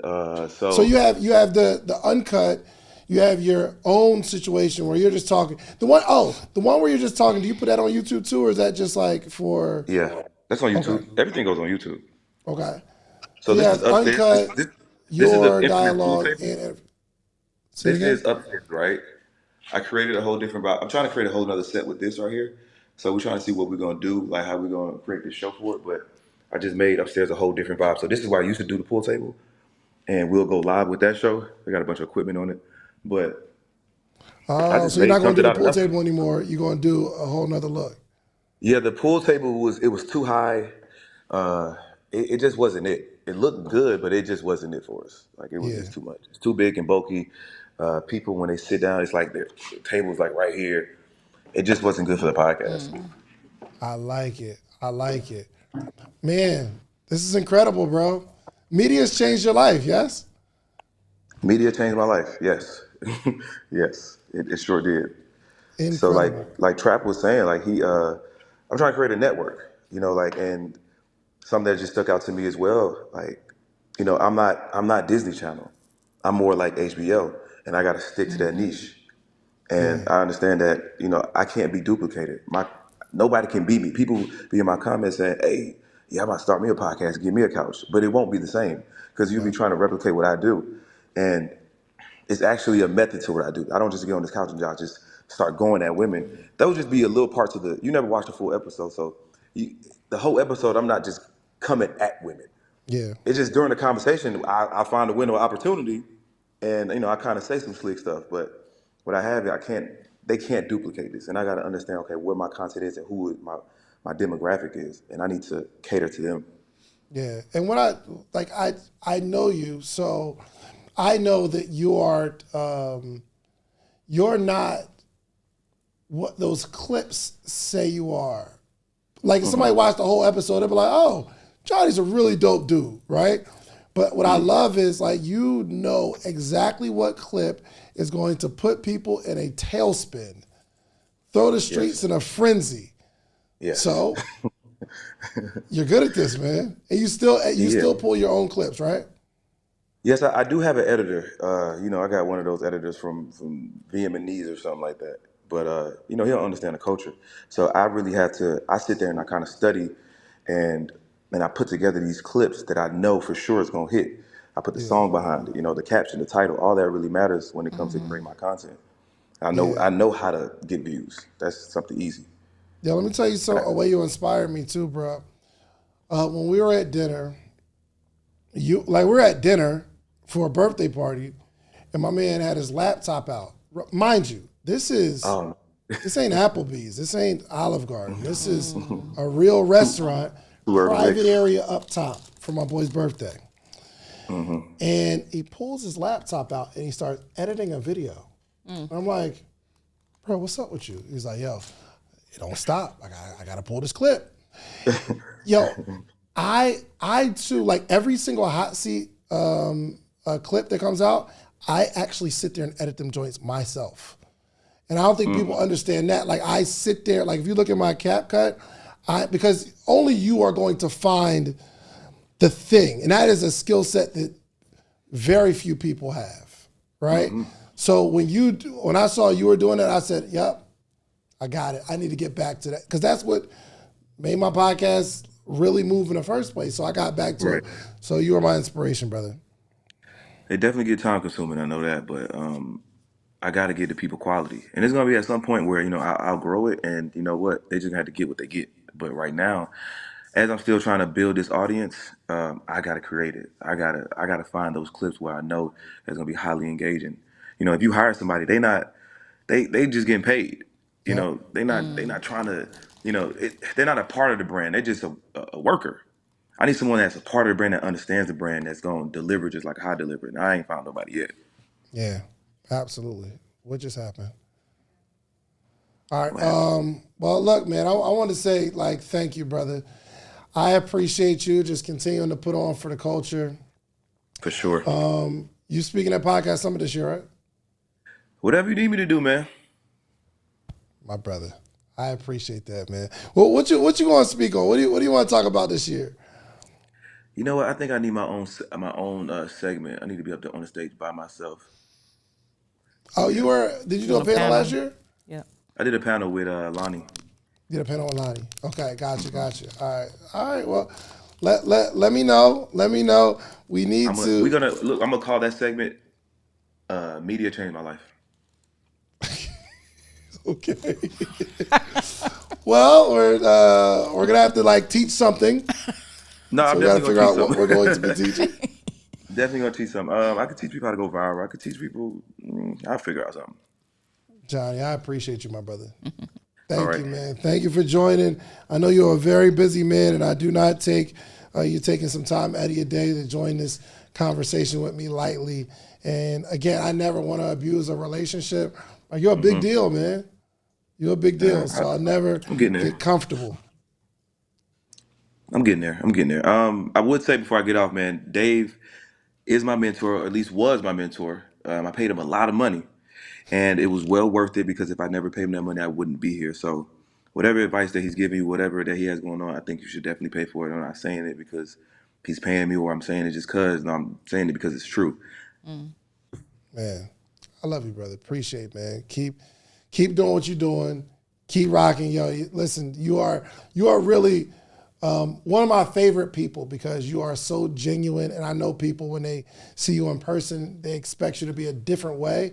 But if you get to know Johnny, he is literally just operates in integrity, a brilliant guy, and just super creative, man. So let's get it, man. I know I'll see you Sunday. We hooping, right? Yeah, we hooping, bro. Let's get it, man. Let's run these W's back up. All right, bro. All right, man. Yeah. Y'all, this creators economy is wild. This creators economy, let's go back to one. There we go. This creators economy is changing lives, and there is nothing special about anybody you saw. Let me take that back. I got to stop saying that, man, because there is something special about people that are willing to create, people that are willing to act and take action. That is a special trait, right?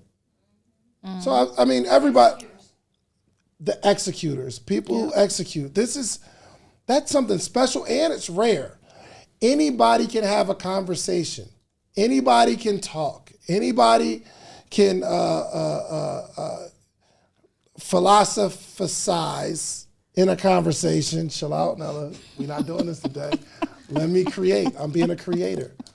Anybody can do that. Words. Anybody can do that. But not everybody can act. Not everybody can create. Not everybody can take action on an idea. And I think that is special, man. I think that's special. I think people who are action takers don't get enough credit. My wife is fine when I talk about her. She's okay. She is coming from like the corporate world and never did entrepreneurship. And when I met her, she was like, I don't like entrepreneurship. She said, I love my job. I'm with it. I love going to work every day. I love what I do. I'm passionate about it. That's what she said to me. I'm passionate about insurance. And, I go to my job. I love my coworkers. I love my job. And I told her, when we first started dating, that's probably going to change. Not that I'm trying to change you. Not that I'm trying to like change who you are, but I'm about to show you some things. You're going to see some things. Yeah. And it is going to frustrate you. And it's so incredible that my wife is now into the entrepreneurial space, tried a bunch of things, and when she tries and stops doing something, I'm not even mad at it because she's finding her way in the space. I got so excited when she said, yo, I'm going to be a blogger. Because she's watching, this is a little bit to my point. She watches videos of mothers and parents and kids all day long. These aren't celebrities. These are not influencers. It's random people. She likes their content and watches them all day long. And those creators inspired my wife to be a creator and get this camera. So this was like December 30th, 30 days, that's September, okay, December 31st, last day of December. She's like, it was like the 30th. And she's like, I want to get a camera because I want to be a blogger. I like that. I want to be one of those content creators. And the reason I know it's December 31st, because I was like, all right, I'll buy it. Because just another tax write-off. I need more expenses. I'm like, all right, cool. If she'd asked me January something, I'd be like, but she got a camera and she's going to be a blogger. I'm excited about that because she sees the power of being able to search a topic and find people, and she becomes a raving fan of these people that she didn't know before, but because they are bold enough to put content out, my wife is now a fan, and she's like, watch this. So you never know what you're creating that someone else is saying, oh, watch this person I see. Let's get Nayetta in here. Let's do this. This is good. This is good. We got about 9 more minutes, and I'm gonna show y'all something. Nayada, what up? Hi. Hello. The mom playologist. What you doing? Yeah. Nothing, recovering from yesterday. Yesterday was a vibe. It was. I got things done. I got some things planned. I Good. booked Hold on one second. Nella, make it bigger. No. Go back. I'm sorry, Naya. Make her bigger. Make her bigger, a little bigger, a little bigger. Okay. You can grab the screen and move it around. And you can zoom it out if you want to, so like that. We're navigating this thing right now, Naya, so. You're good. I like it. Love it. So, you have a podcast. I do Let Kids Play podcast. Let Kids Play. First off, how long did I have to yell at you? How long did we have to have this conversation until you started putting out probably some of the most important topic that is near and dear to me? About 5 months. It's all good. So tell me what's going on in the space. I haven't been able to coach you and train you on it just yet, but I want to know what's going on as a creator now. So you're my coach from a distance. Okay. So I have 38 episodes. And when I first started, it was just put it out here, just talk, because I didn't like hearing my voice. I didn't like looking in the camera. Yep. I would get very, very nervous. So you helped me through that. So now I'm in a groove. I batch my content. I drop Wednesdays at 10 o'clock. I have a rhythm. Ooh. So YouTube is a little bit slower, so I set small goals. So my goal was to hit 85 subscribers by March. I hit that already. I was used to help set that goal. I'm in Red Circle, like you told us to get into at the podcast summit. So I have over 500 downloads on Red Circle, which was surprising. Like the audio, you said it made sense to do audio and video, but I really didn't want to do video, so I'm still sticking with that.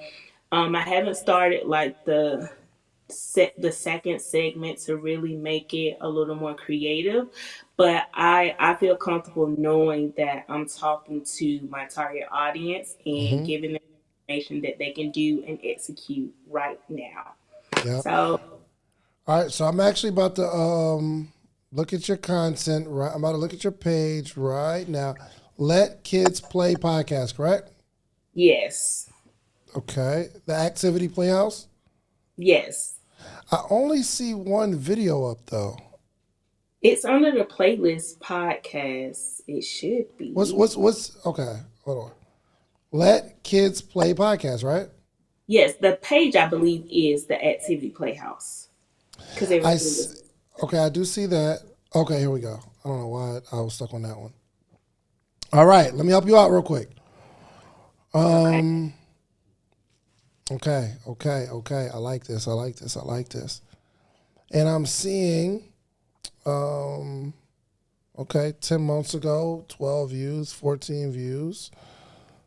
Oh, this is some golden content, though. I mean, just looking at it, and the topics of me knowing what I know about you. So 8 days ago, okay, pretty much every week, right?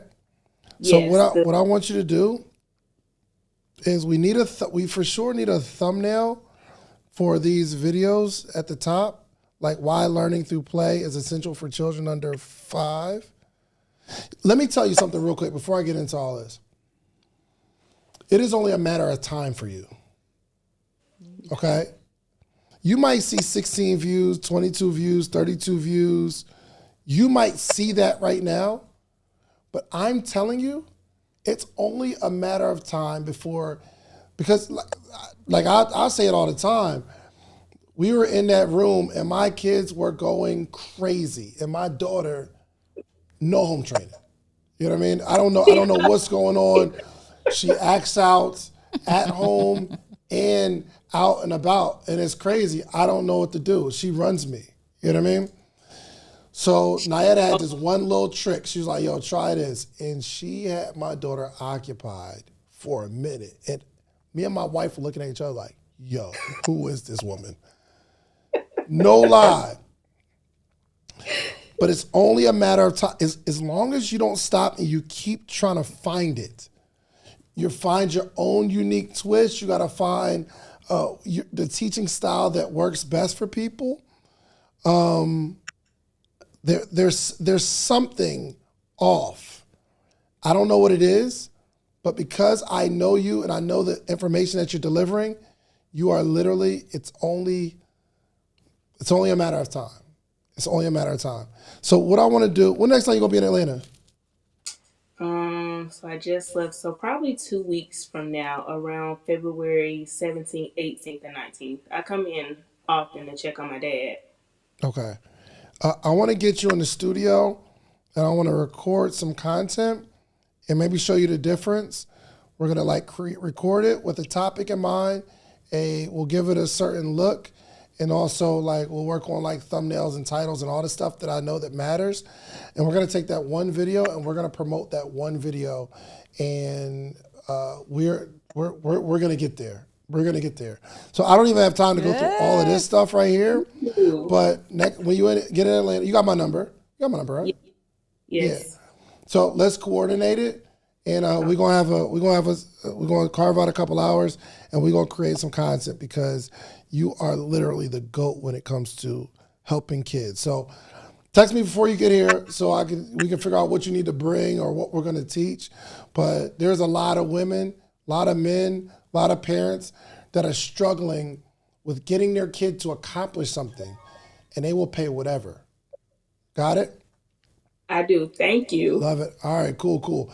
Don't accept that one, Nella, because right now I want to play this documentary real quick. B2M crew, call back in just a sec. Just hit the X. Call back in just a moment, okay? Call back after this video is over, and we'll get this thing started. So let's play this documentary. This was from last year podcast summit. It is not call back right now. After the documentary, just call back. So last year, podcast summit. Look, if you use the code right below, it says launch special. We are launching podcast summit.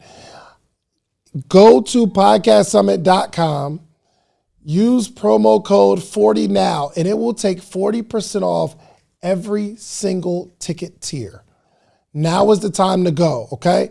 Go get your tickets. After this live, this video, this promo code will self-destruct when we're done, okay? Go to podcastsummit.com,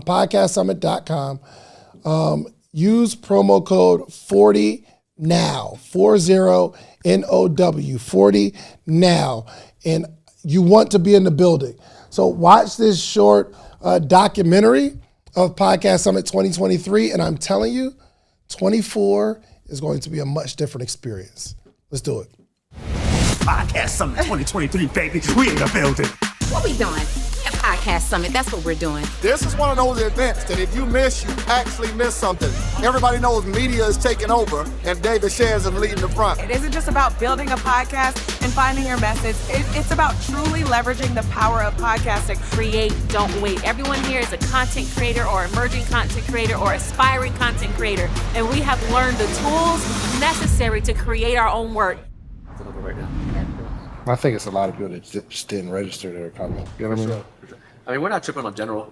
Yeah. You know what I'm saying? Yeah, if I told them, hey, look, if they're not on it, we'll double check. If we got to add it, I want everyone logged so we know what the final number is. Yeah. I'm really just tripping off of, the VIP masterminds. So we have certain limits for all those. Yeah. The preparation for the podcast summit was grueling, providing this experience for creators of color, the sun, the vibes, the feel of Miami. It was all worth it.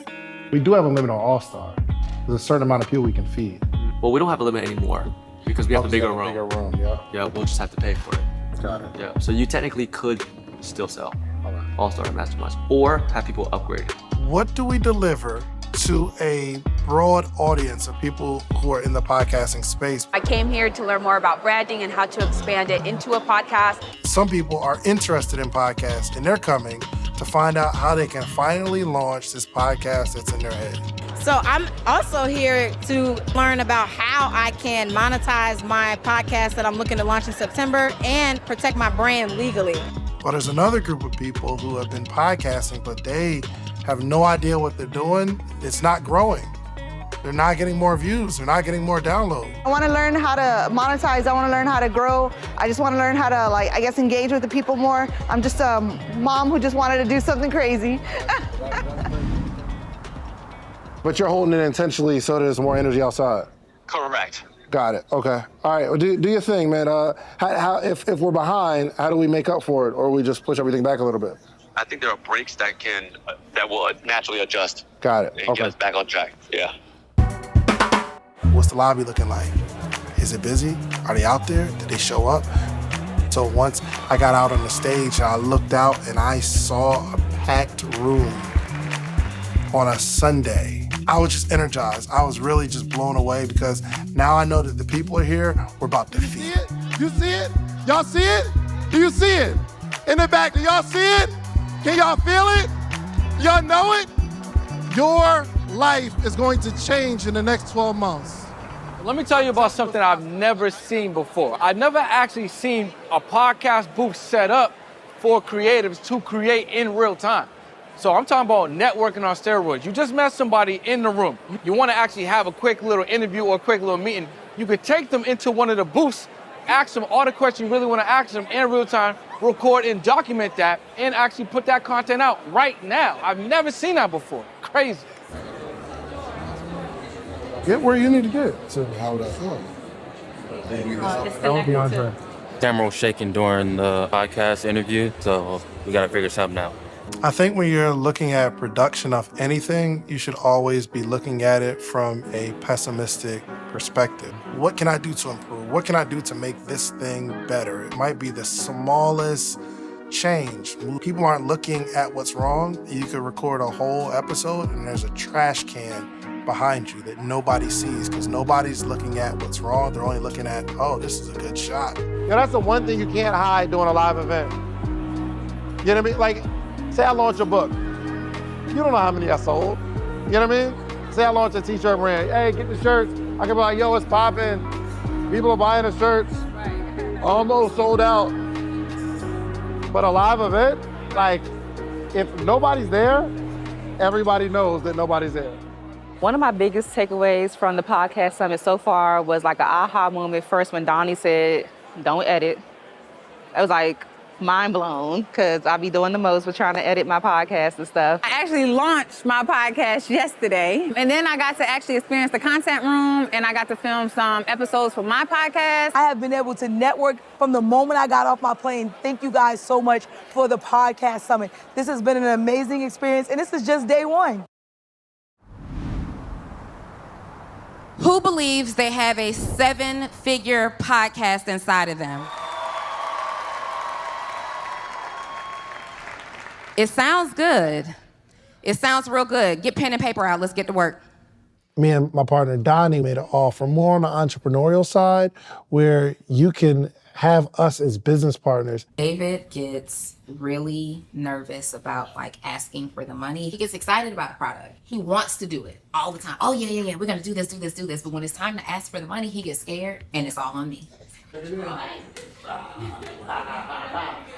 David Shands, ladies and gentlemen. What's up, it's Rashad, one half of Earn Your Leisure. I'm at the podcast summit right now. My boy David Shands put it together, and it's very important that we have this kind of dialogue because there's no blueprint, there's no college course to actually learn how to, be a superstar in a new age in media. So these type of formats, these type of programs are extremely important. But now I've been wanting to create. I've always wanted to be one.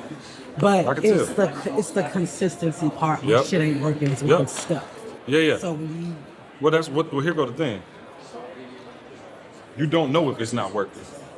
That's the problem. So like I said, when we was doing Thank God It's Monday, we had 50 people watching. Was it working or not? It was. We just didn't see the evidence till later. Okay. What's faith? The substance. Things hope for and evidence things. So if you got faith that it's gonna work, as long as you know, listen, I say this, if you can get 5 people to listen, you can get 10. If you can get 10, you can get 50. If you can get 50, you can get 200. You see what I'm saying? Like, if you got people right, and so a lot of people get caught up because they don't got the big numbers and they ain't got the huge following. Right. Stay consistent with the content. on the side. But again, like you said, we don't want to box her in. I mean, if we can have them placed and then just quickly from like here, right here, after they sit. That works.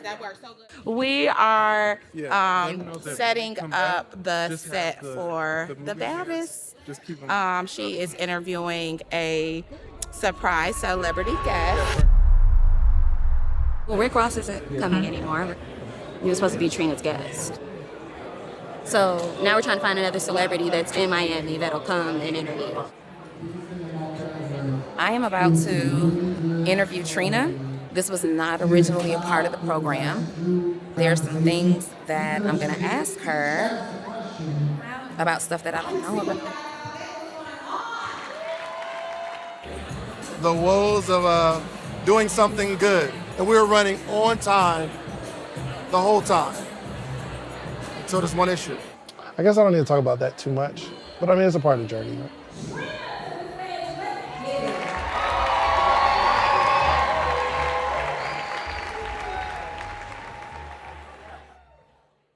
If I'm being honest, man, the highlight of the conference for me was the testimonials.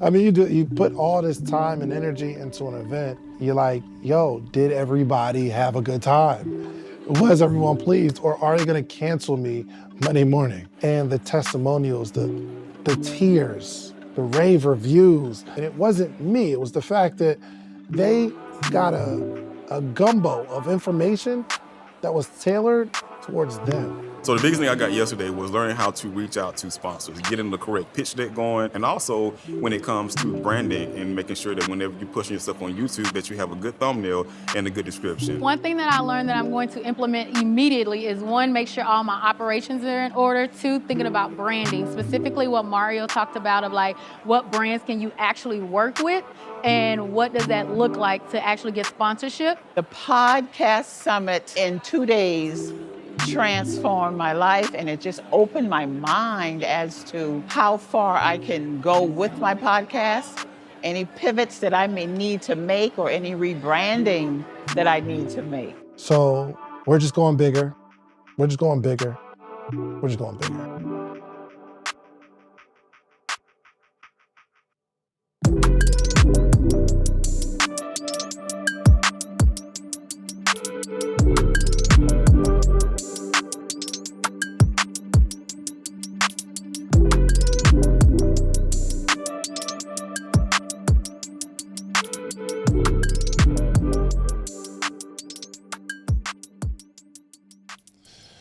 All right, man. What y'all think about the documentary, y'all?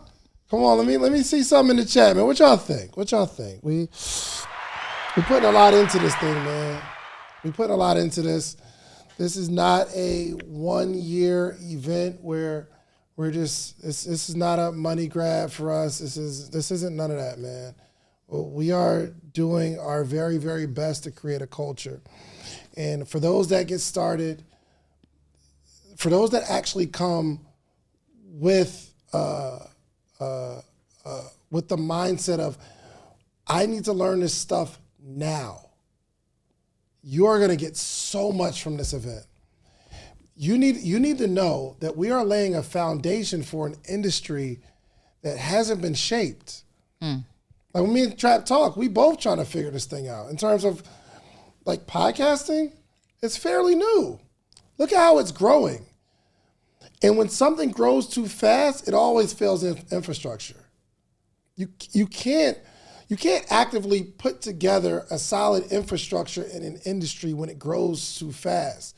But what happens is over time, the infrastructure starts to be created and it becomes a format and a formula. And then we understand. Think about this. Just think about this for a second. Think about this for a second. And you can bring them in, just don't bring them into the live just yet. Think about this for a second.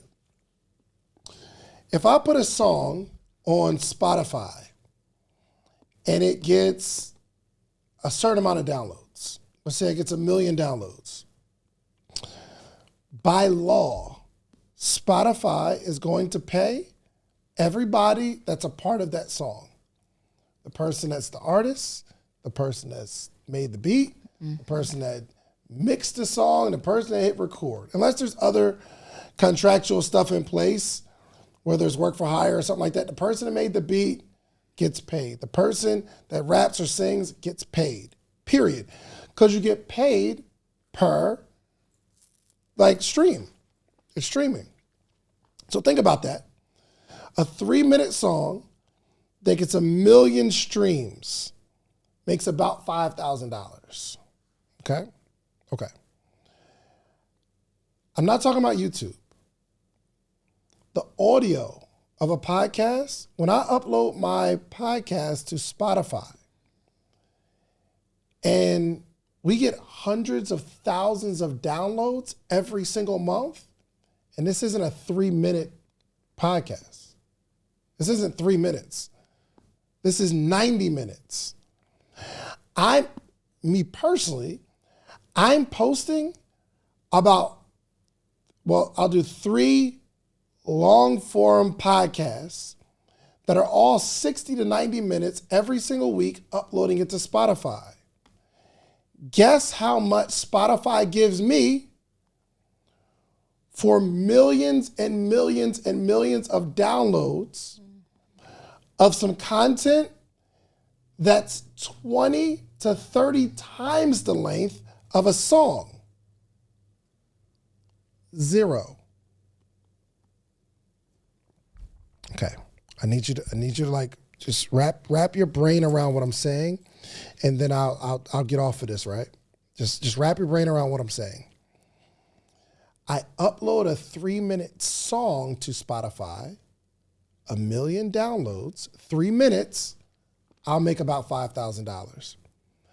I upload 3 hours of content every week and get millions and millions of downloads, and Spotify pays the podcaster nothing. $0. The money comes from someone saying, oh, you got 1 million downloads, me as a sponsor, I will pay you to get in front of your audience. That's how I get money from a Spotify download, but not Spotify directly. I was signing up my podcast because my distribution platform doesn't automatically go to iHeart. I was signing up my podcast on iHeart. And normally, when we about to sign a contract, we just scroll to the bottom and hit, I agree, right? Unless you're Cynthia. So I'm starting to read it, and the contract says, basically, I'm uploading this content to iHeart's platform. iHeart is saying, we are not going to give you any money for your content that you're uploading. This is a contract that we're signing. iHeart says, I'm not going to give you any money for the content that you're posting, and you're giving us a license to run ads against your content and still not pay you. This is not just iHeart. This is podcast common practice. What I'm saying to you now is we are very early in the industry because it has no structure. It doesn't have a formula. Before, back in the day, you could be a DJ and play whatever song you want. There was a time where you could play music that someone created, just play it wherever you want to play it. But now, if you play a song in a club, that counts as a stream, meaning if a DJ runs my song, it gets counted as a stream, and someone's obligated to pay me. In a club now, in a restaurant, you can't just play the music that you want to. You have to account for it, because we need to count this stream wherever my song is getting played so that I can get paid. Podcasting isn't like that. Somebody at some point said, hey, it's not fair that music gets played wherever you want to play it. The club gets to benefit from these songs that I created, and you don't got to pay the creator. Somebody said, hey, this isn't right. And this is why we have BMI or ASCAP, and they are fighting for the creator. They're protecting the creator. None of this is in place for podcasting. Now, some people say, well, Dave, that's not a good sales pitch on why I need to start a podcast. I'm saying this to say the industry is fresh. The industry is new. Good. And if you think that the music industry, listen, think of some of the moguls of today. They started in a certain time period. Think about it. If we think about a music mogul, who comes to mind for you? Jay-Z. Jay-Z. He didn't start 2020. Mm-hmm. Think of it. He didn't start 2015. Think of all the moguls in the space. When did they start? Decades ago. Decades ago. When there wasn't a whole lot of structure. Mm-hmm. Podcasting is here now. This is the space we're in now. I'm saying get good at it now. Start navigating the waters now. So now these artists who started back then when there wasn't any structure, they were already in the space of creating content, like distribution. They understood it, how to grow from it, and they've been able to capitalize on streaming. They are moguls today. I'm not a horn tooter of myself, but you will see that there's the stuff that I'm saying was right, but you won't understand it was right for another 15 years. And then you'll say to yourself, I knew I should have went to that summit. I knew I should have stopped saying I'm going to start a podcast for the last 5 years. I knew I should have just kept going. I know the views were low at that time, but I knew I should have just kept going. But what I'm telling you won't be right for another 10, 15 years. I'm asking some people who have vision to go to podcastsummit.com, make a commitment to meet me in Atlanta July 4th and July 5th. I'm already giving you 40% off. 40 now is the code. I'm telling you, I probably won't have to give this much of a discount next year.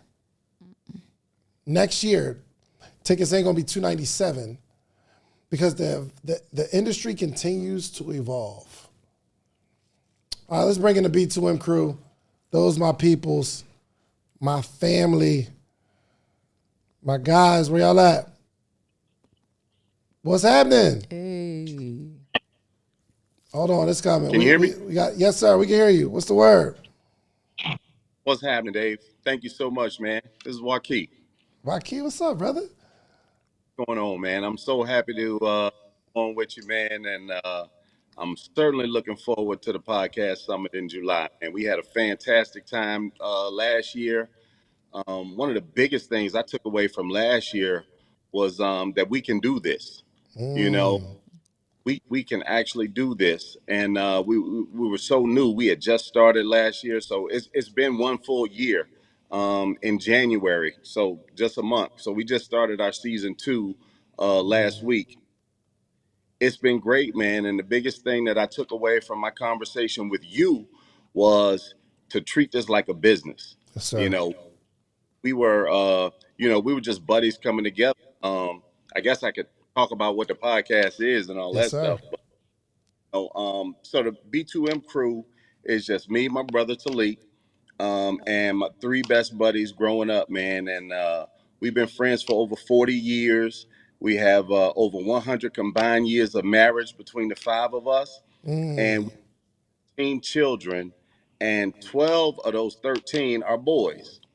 Yes, and 12 sons, man, have grown up to do really well. I like to say college graduates, master's degrees, from 6-figure earners at LinkedIn and iHeartRadio to my youngest professional Call of Duty player.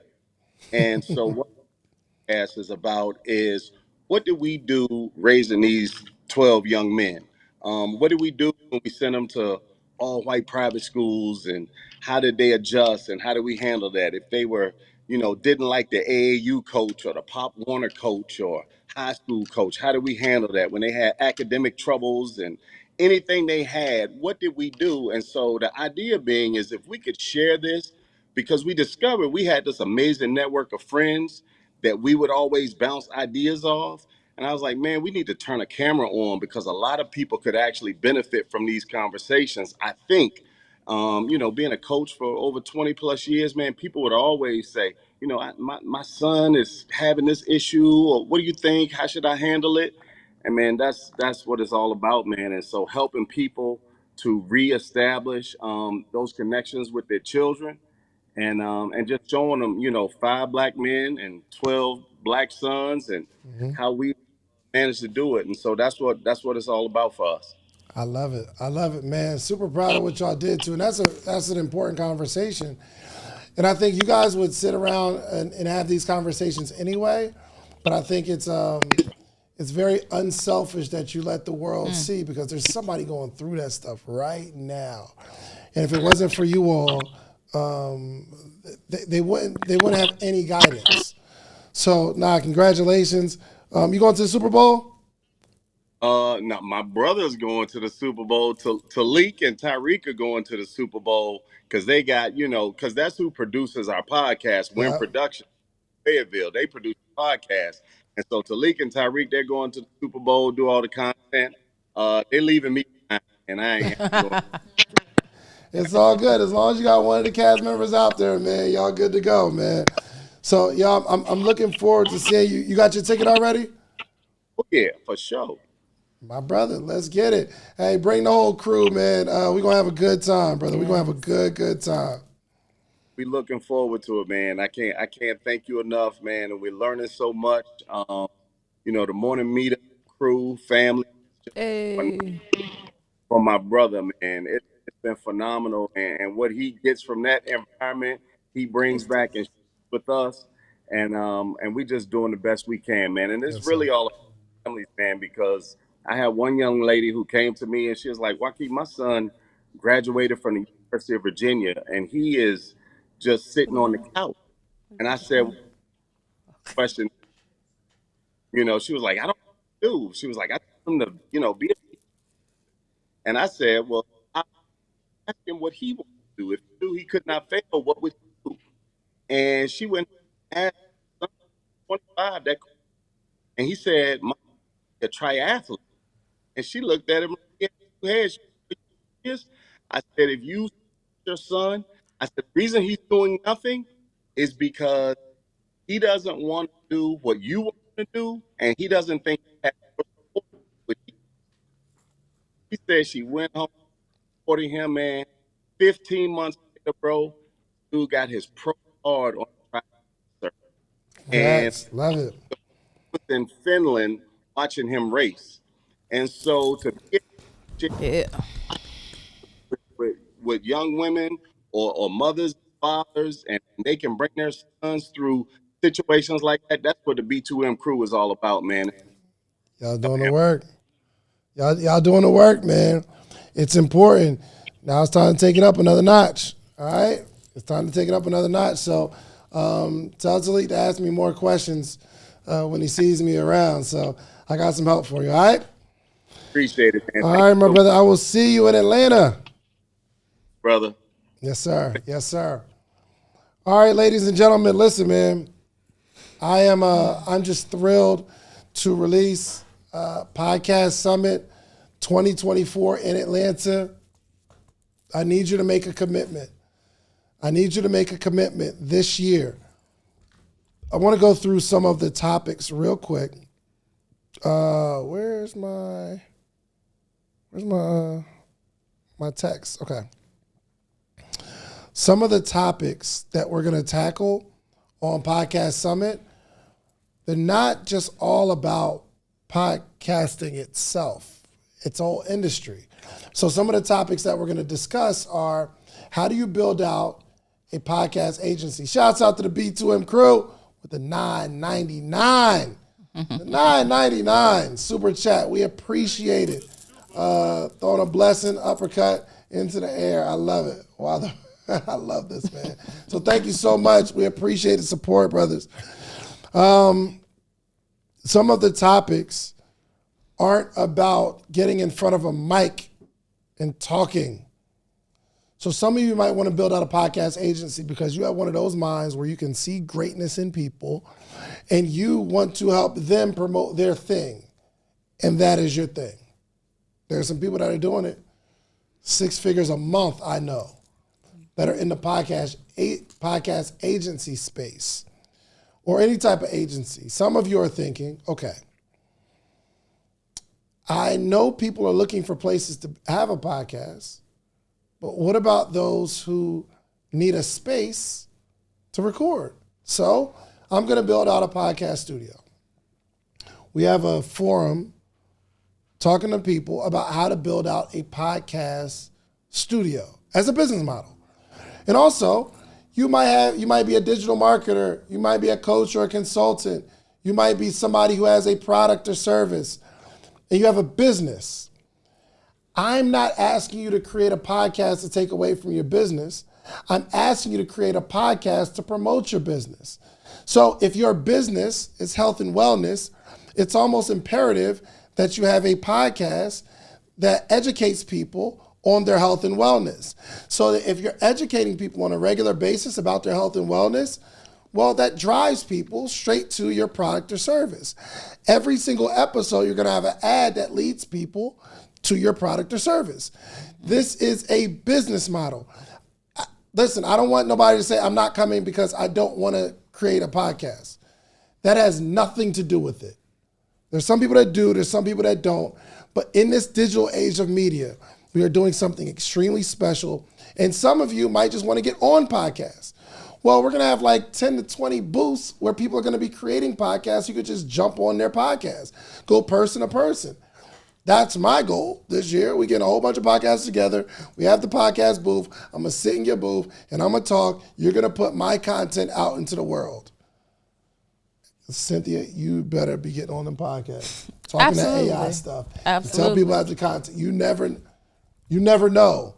You get on 10 podcasts, there's from all over the country talking about your thing. They're all posting on their podcast, all posting on YouTube, all posting on Apple or Spotify.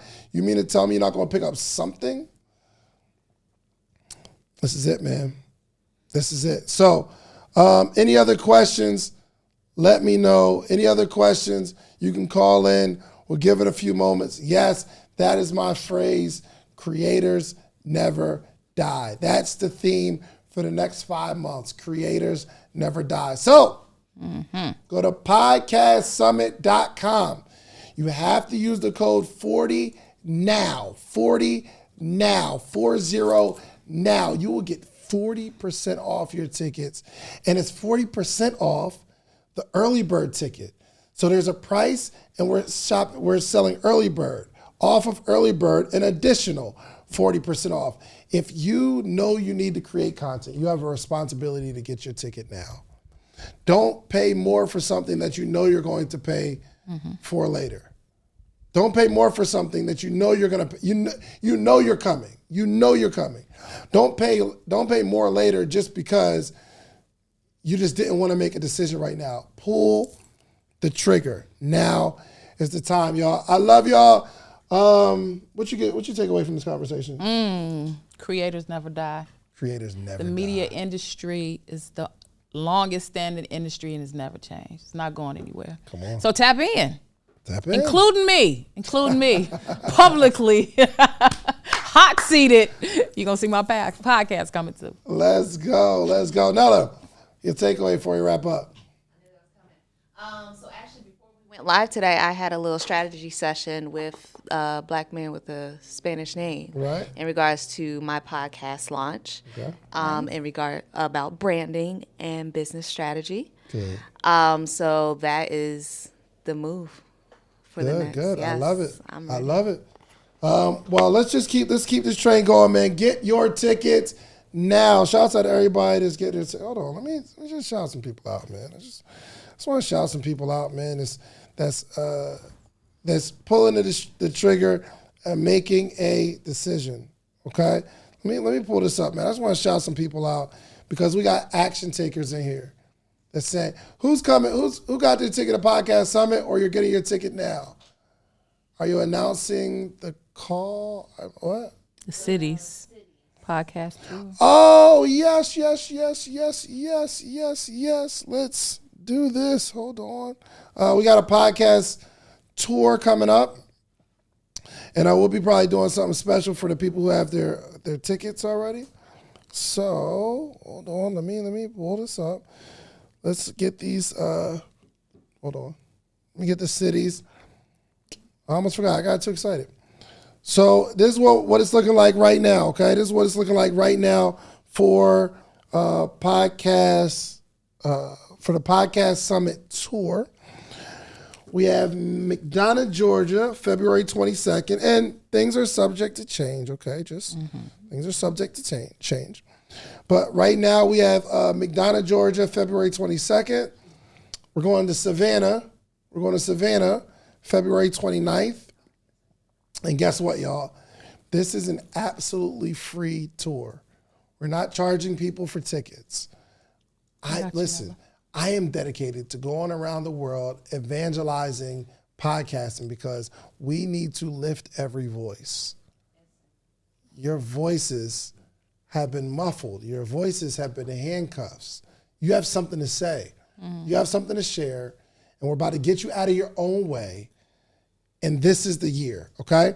So we got Savannah, February 29th. We have Jacksonville, Florida, March 7th. George. Dallas, Texas, March 14th. Philadelphia, March 21st. Really excited to go to Philly, all right? March 28th, we'll be in D.C., Baltimore area. April... The shouts out in this studio are just crazy here in your city. April 4th, Buffalo, New York. We'll be in Buffalo, New York, April 4th. Chi-Town, April 11th. No, go ahead and do it. No, I'm waiting for Houston. What happened to Houston? We did Dallas, where's Houston? Ain't you from the Chi? No, I'm from Michigan. I'm from You the from D. Michigan. Detroit, what up, though? Why I don't got Detroit on here? That's a question. It's so cold in The D. Yo, I play that song once a year. The coldest day of Georgia. In Georgia, I play that song at least once a year. It's so cold in the G. Buffalo, New York, April 4th. Chicago, April 11th. Cleveland. Cleveland showed up. April 18th in Cleveland. St. Louis. Yeah. You should stick to that. Ain't that called the chicken head, I think? St. Louis, we're in April 25th. We got a couple maybes on here. We got Indianapolis. We got a Houston maybe. And we have a maybe of Charleston, South Carolina. May 2nd. They gonna love that. And listen, I'm not afraid of adding no tour dates to this thing. I'm telling you, we out here. And okay, let me ask y'all this real quick before we wrap up. Let me get my shout outs. Damian Robinson, congratulations on your early bird ticket. Congratulations. Ooh. Lay Monte Hunter got a VIP seat. Okay, go crazy. VIP. Walter Stokes got All-Star. Shouts out to Walter Stokes.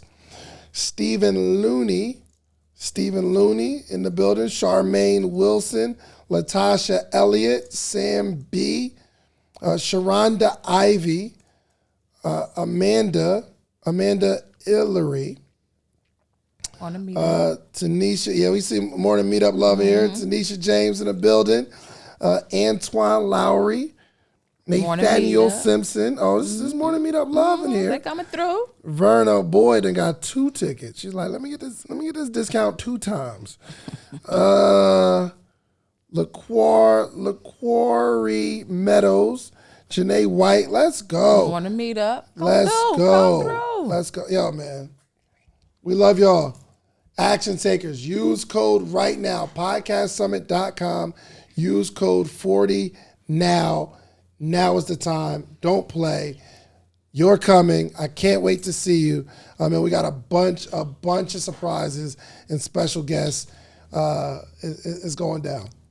Love y'all. We out of here. Peace. Go get your tickets right now. Share this out with somebody too. If it was informative, if it was informative, and you enjoyed yourself, take some pictures, put it on Instagram, and tag me. Okay, tag me, and I will repost it. I love you all. We are out of here. Peace. Free smoke, free smoke.